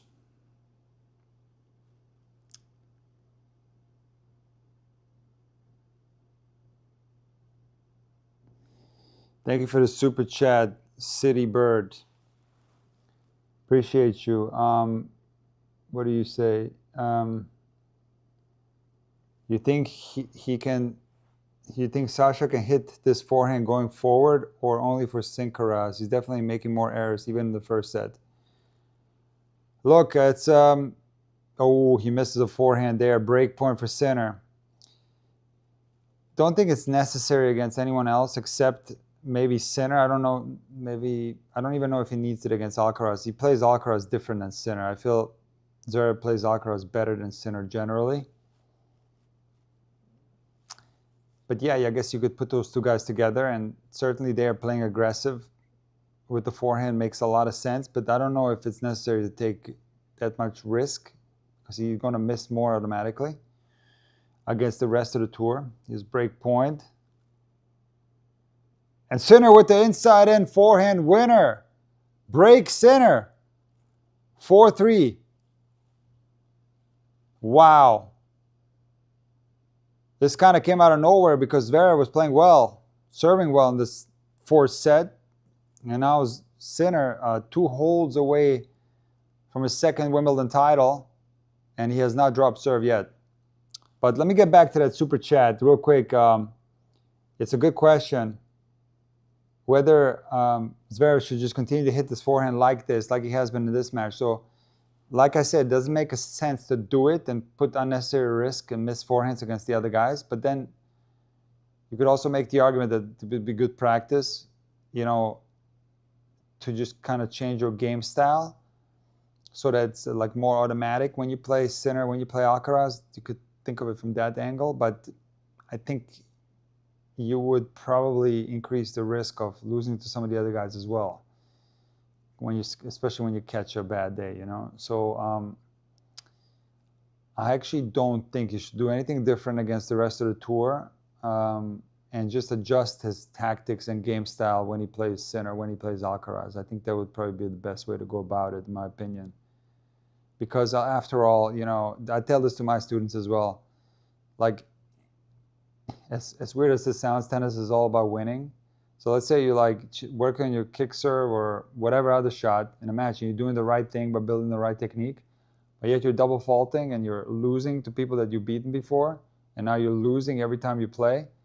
This will have a horrible effect on your tennis experience, on your mood, on your other shots potentially, and it might drag your tennis down into the gutter. So winning is important. That's where you draw confidence from. That's where you feel good about yourself. Even if it's with a technique that's suboptimal. So in Zverev's case, I think tactics the same as always, but then different against Sinner.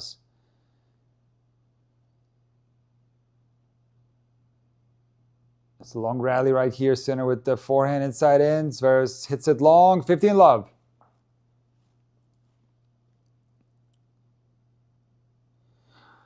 Mac B40. I don't know if Alcaraz is going to skip U.S. Open. I don't think so, actually. I think he might be back. He skipped Canada Masters, but I don't think he necessarily is out for the U.S. Open. I think it's still a good chance he might play that. Second serve.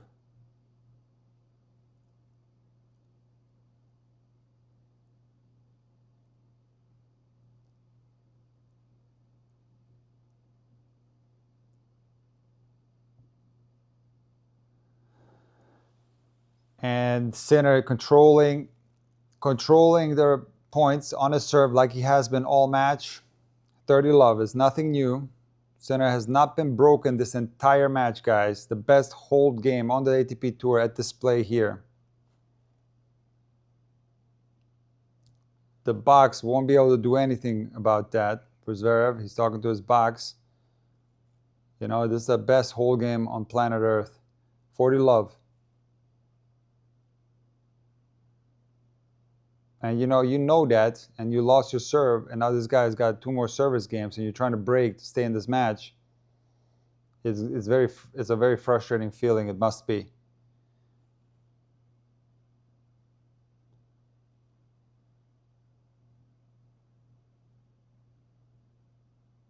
You know what it is, Anna? He hasn't gotten the release yet from the doctors, Alcaraz. He's waiting on the results. He hasn't been told that he can practice yet, Anna. Once he's told that he can practice, then he's going to start practicing for real, Alcaraz. But forget about Alcaraz now. Let's focus in here on this match.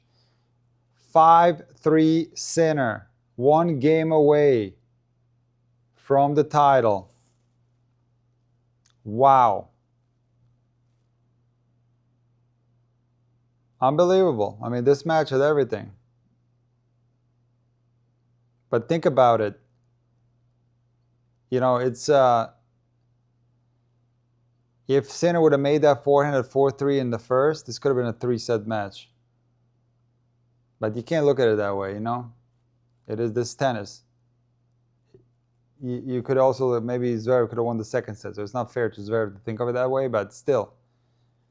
Sinner for sure played better after the first set.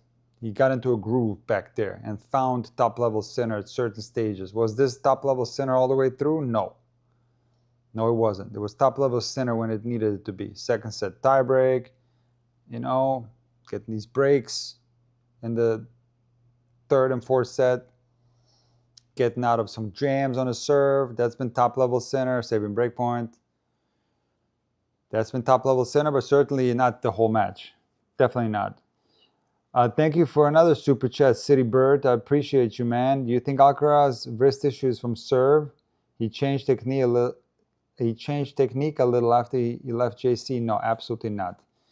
The wrist issue is, and I got a video on this, is from a return that he hit against Virtanen in the Barcelona first round. He hit a return and blew out his wrist on the return, forehand return. And that's when the injury took place. So it's got nothing to do with any type of technique or whatsoever. It's got nothing to do with this here on the finish. This right here, what Alcaraz does nothing to do with that. It's not this part of the wrist that's injured. And that's happening past the moment of contact when the racket's already decelerating, so it's a relatively safe area to do something like that. Not that I recommend that you do that, but it happened. It's confirmed by Alcaraz, by everyone. It happened on a return in the first set against Virtanen. 40 love for Zverev. Looks like Sinner will have to serve it out. And he'll need to break him to stay in the match, which will be mission impossible, I think. I got a good poll question here. Hold on.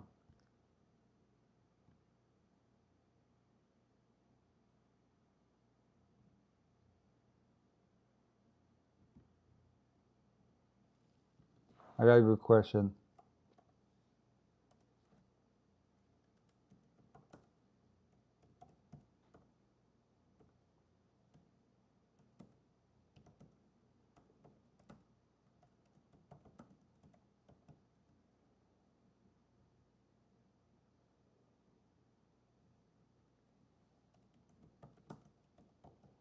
$40-30, so everybody be careful here.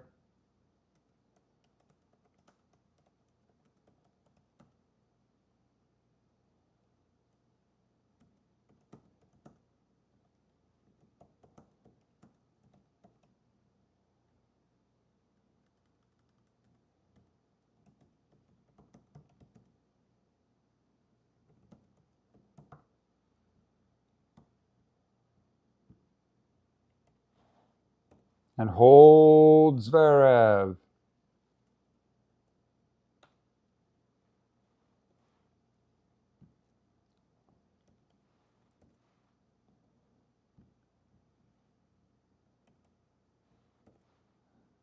All right, guys, I got a nice poll here for you.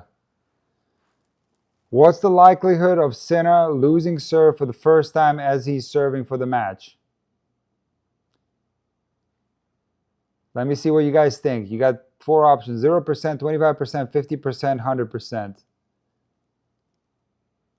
Answer honestly, guys. Somebody 100% chance? You guys are hilarious. 3% think it's a 100% chance Sinner will lose serve right here. That's hilarious. That is hilarious, guys.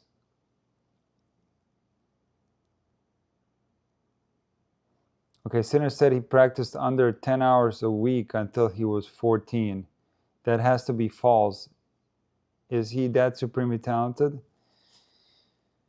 Look, that whole thing with Sinner starting tennis, I don't know. I've seen pictures of Sinner training way younger than 14. So I can't really give you, thank you for the super chat, by the way. But, you know, I know he did a lot of skiing, but this whole thing with Sinner is,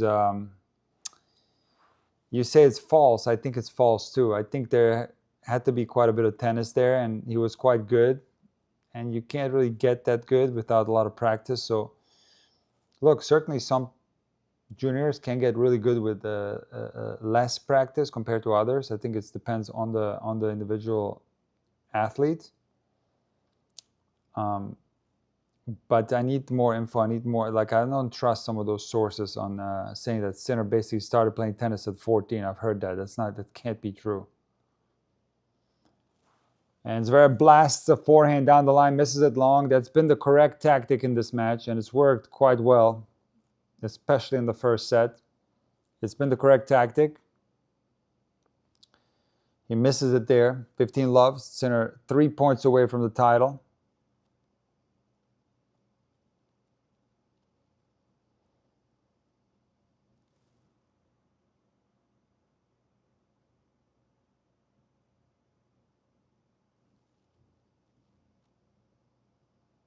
Kick serve from Sinner. And gets Zverev on the run. Drop shot, Sinner. No good. Way too deep. We've discussed the forehand drop shot of Sinner a lot during my live streams. Doesn't do a good job there. 15-all. Zverev with a very comfortable forehand down the line winner. Let's see the poll. 52% think there's 0% chance that Sinner will lose the service game.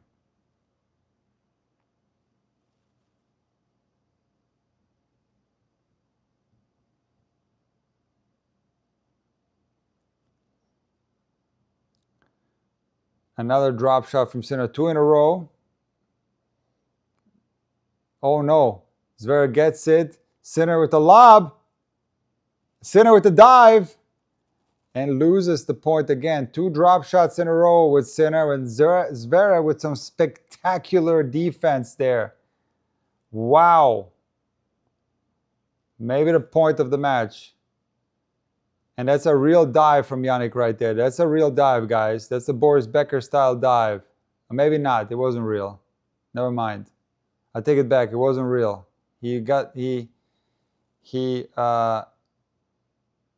And maybe it was. I would need to see slow-mo. It was borderline 100% Becker style.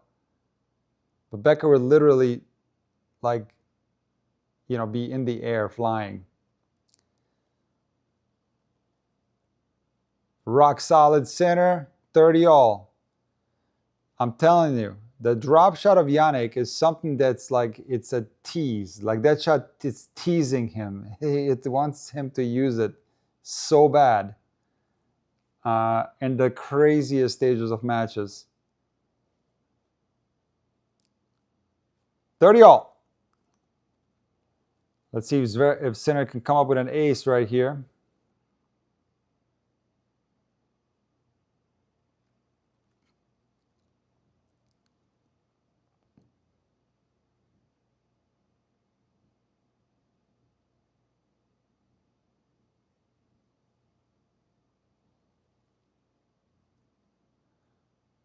Big serve from Jannik. Good return from Zverev. Oh, that's an amazing backhand from Zverev. Defensive skill from Jannik are so through the roof. They're absolutely insane. How he gets these balls back in play is insane. Good rally right here.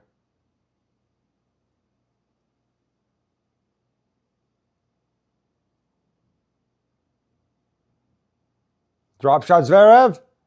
Sinner runs it down with an angle, and what a rally. One of the best rallies of the entire match at this stage, and Jannik Sinner is laughing. He can't believe it. Guys, one of the most underrated things about Sinner is his movement. I don't know how he gets to these balls. It's incredible. I don't know. I mean, Zverev played as well as he could play in that rally. That was absolutely incredible.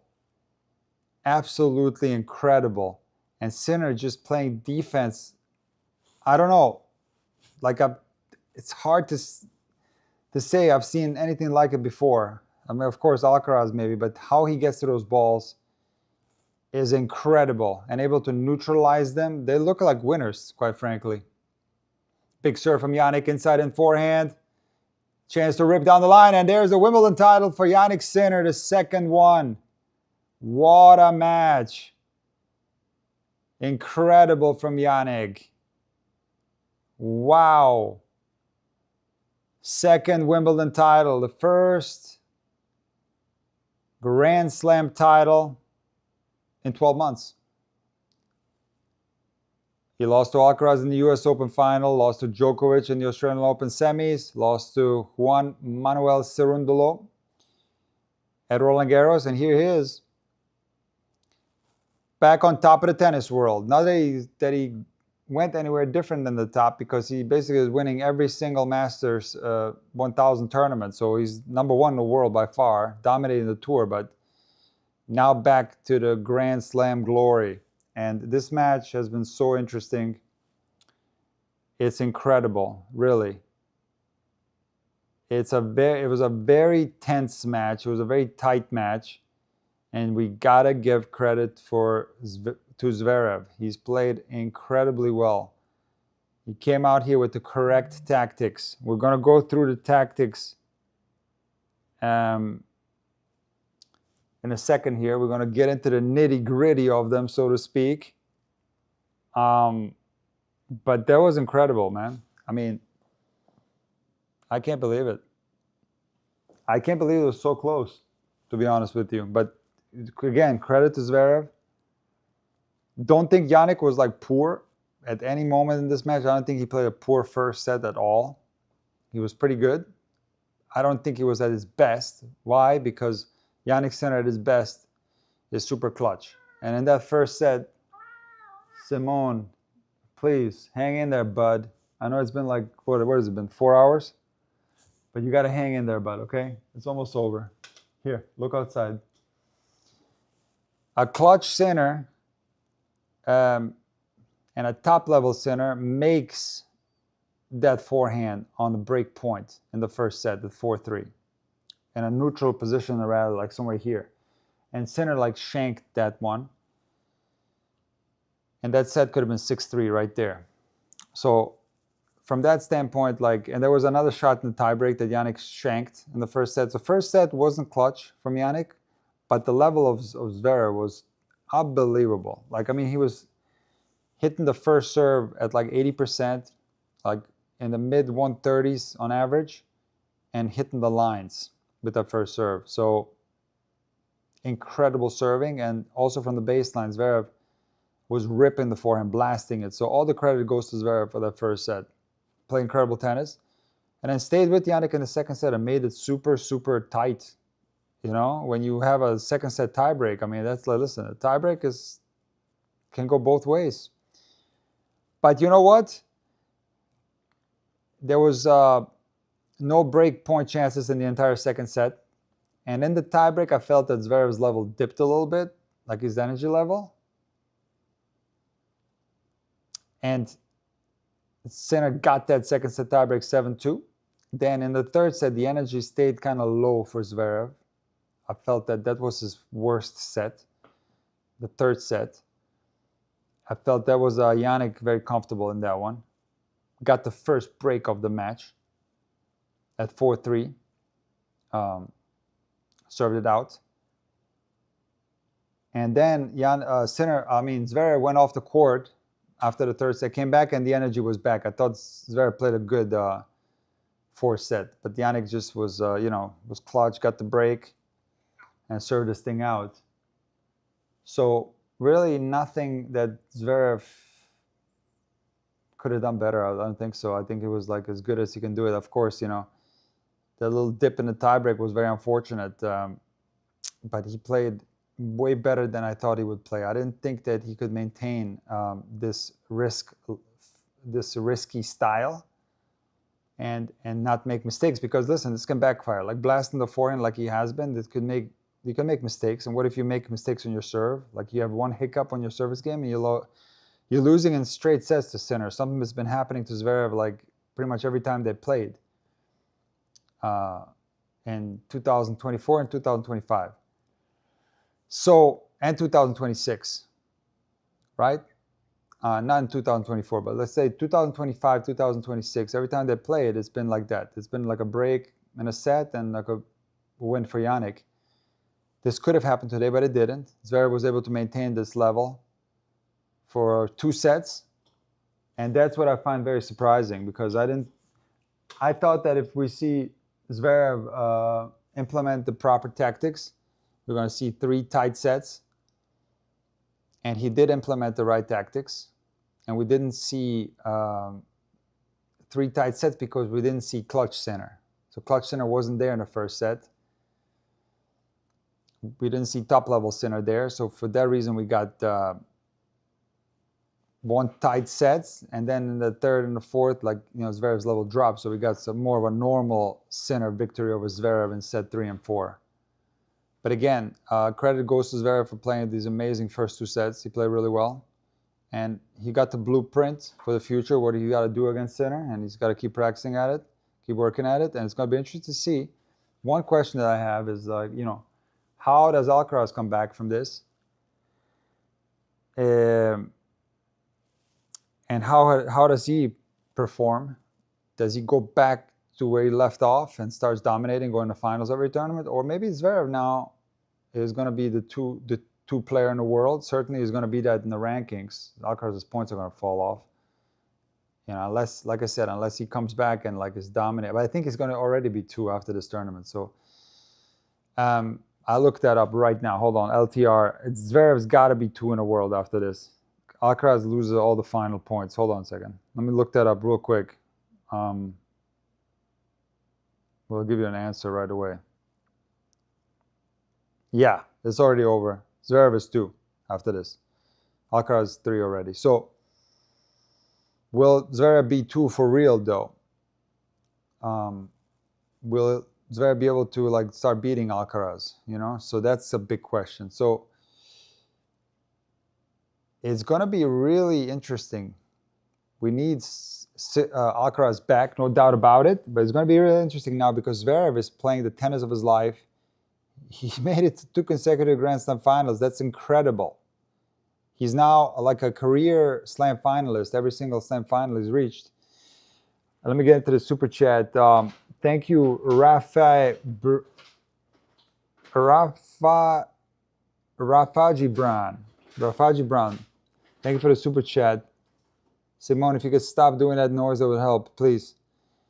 Don't you think Zverev was relying on his first serve only while Sinner on overall tennis game? By the way, I just started watching you and enjoying you a lot. Thank you so much, Rafi. Don't you think Zverev was relying on his first serve only while Sinner on overall tennis game? Look, it's a different type of players. It's hard to compare, It's hard to compare. You could make that same argument like on Sinner. Does he only rely on his first serve? That's a big part of tennis, is the serve. And you're looking at 2 of the best servers in the world. Sinner's got the best hold game by far.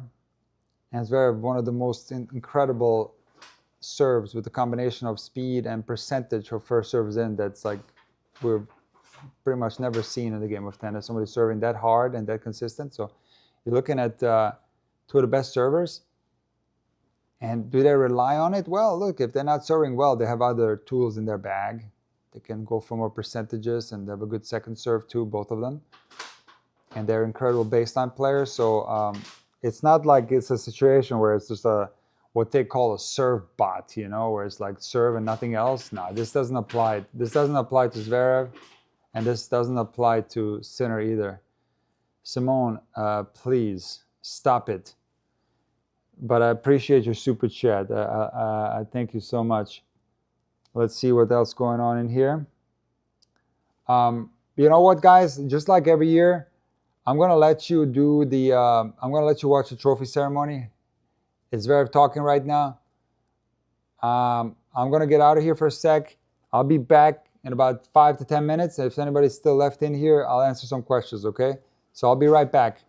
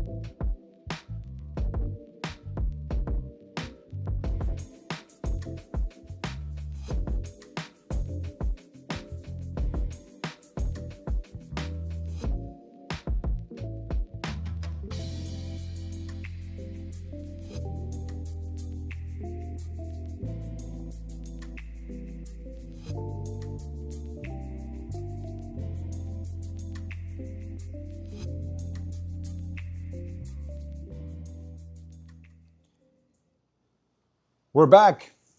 We're back in business, guys. Trophy ceremony wrapping up. Sinner just gave his speech.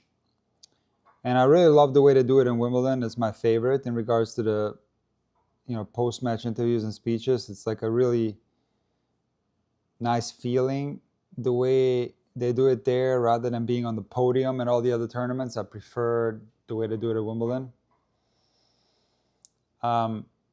And it's just a phenomenal tournament. I mean, you got to give Wimbledon props. There's something about that center court that's special, I have no idea what it's like to play on it, but even watching it, there's a special feeling when you watch it. And not to say that I have anything against the other Grand Slams. I'm looking forward to the US Open very much. It's going to be a blast, especially if we have Carlitos in there. But Random Tennis Gal is happy. Congratulations, Random Tennis Gal. You went through a lot this week. You had some terrible nightmares. The Ketzman, remember that? Yikes. 2-1 down. It looked like Sinner was toast. But he came back strong, I mean, this was a very important tournament for Jannik. Like I said, the first slam in 12 months. And look, I'll never forget what Rafa said. Every year where you win one Grand Slam, it's a great year. It's a great season. So already this is a great season, but let's not get it twisted. There was the indoor rampage from Jannik last year. There was the clay rampage this year. There was the sunshine double. It's been incredible, despite the fact that he hasn't won a Grand Slam since last year's Wimbledon. And I think he's going to get at least 5 Wimbledons, maybe more. It's going to be a multiple Grand Slam champ. Whether he'll overtake Carlos or not, I don't know about that. That depends on what level of Carlos returns. I hope it's top level Carlos. And again, the best thing that tennis has to offer is the Sincaraz finals. So I want that back for the sake of tennis. Coach, what will you stream next? Man, I don't know. You know what? There's tournaments going on all the time. I certainly will stream the Canada Masters. I'll stream Cincinnati. Of course, I'm going to be streaming US Open just like I did during Wimbledon, like every day. Don't know if it's going to be every day for Canada Masters or... I streamed the tournaments prior to Wimbledon. I don't know if you guys were here, but I did Berlin, I did Bad Homburg, I did Halle. I do it all. And I might do even next week. Let's see what matches pop up. Or can I quote Jannik now that he's won?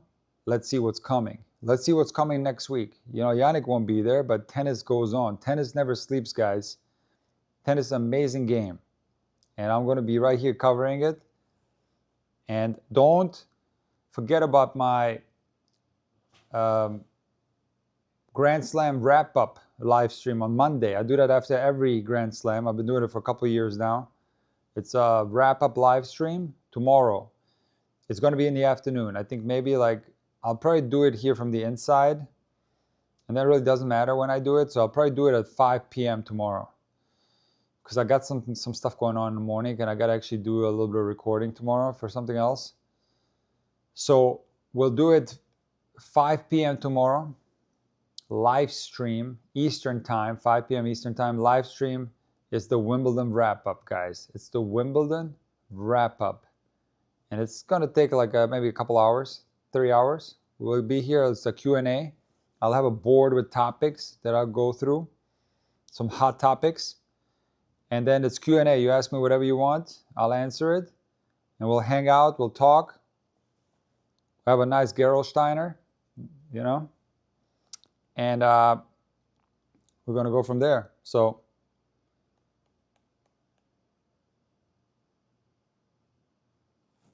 it'll be fun. I want to thank everyone who was in these live streams. SimCity, appreciate you. You guys are awesome. You guys are amazing tennis fans. What I call hardcore tennis fans. I love it. You guys are passionate about the game of tennis, just like me. And it's a fun, I'll be honest with you, it's a lot of fun covering these matches, and we'll keep going. We will keep going. Again, guys, thank you so much for being here. And I'm going to log out now, and I'm going to get ready for my day 14 final analysis. And I'll discuss this match in a little bit more detail. Tune into that, but there's probably going to be similar things that I covered here, but the difference is that it's going to be like in a very condensed format, maybe 10 minutes. And I'm going to take a look at the stats again. I'll probably rewatch parts of the match and get a better understanding of it, because sometimes as you're watching live, you're missing some things. So it's always worth to kind of watch a match twice. So catch that later on today. I'll release that probably in the evening. And again, 5 p.m. tomorrow, my Wimbledon wrap-up live stream. I will see you guys then. And thanks again for your help with these live streams, and you tuning in and being part of the community here that we're building, okay? You guys take care. Bye-bye.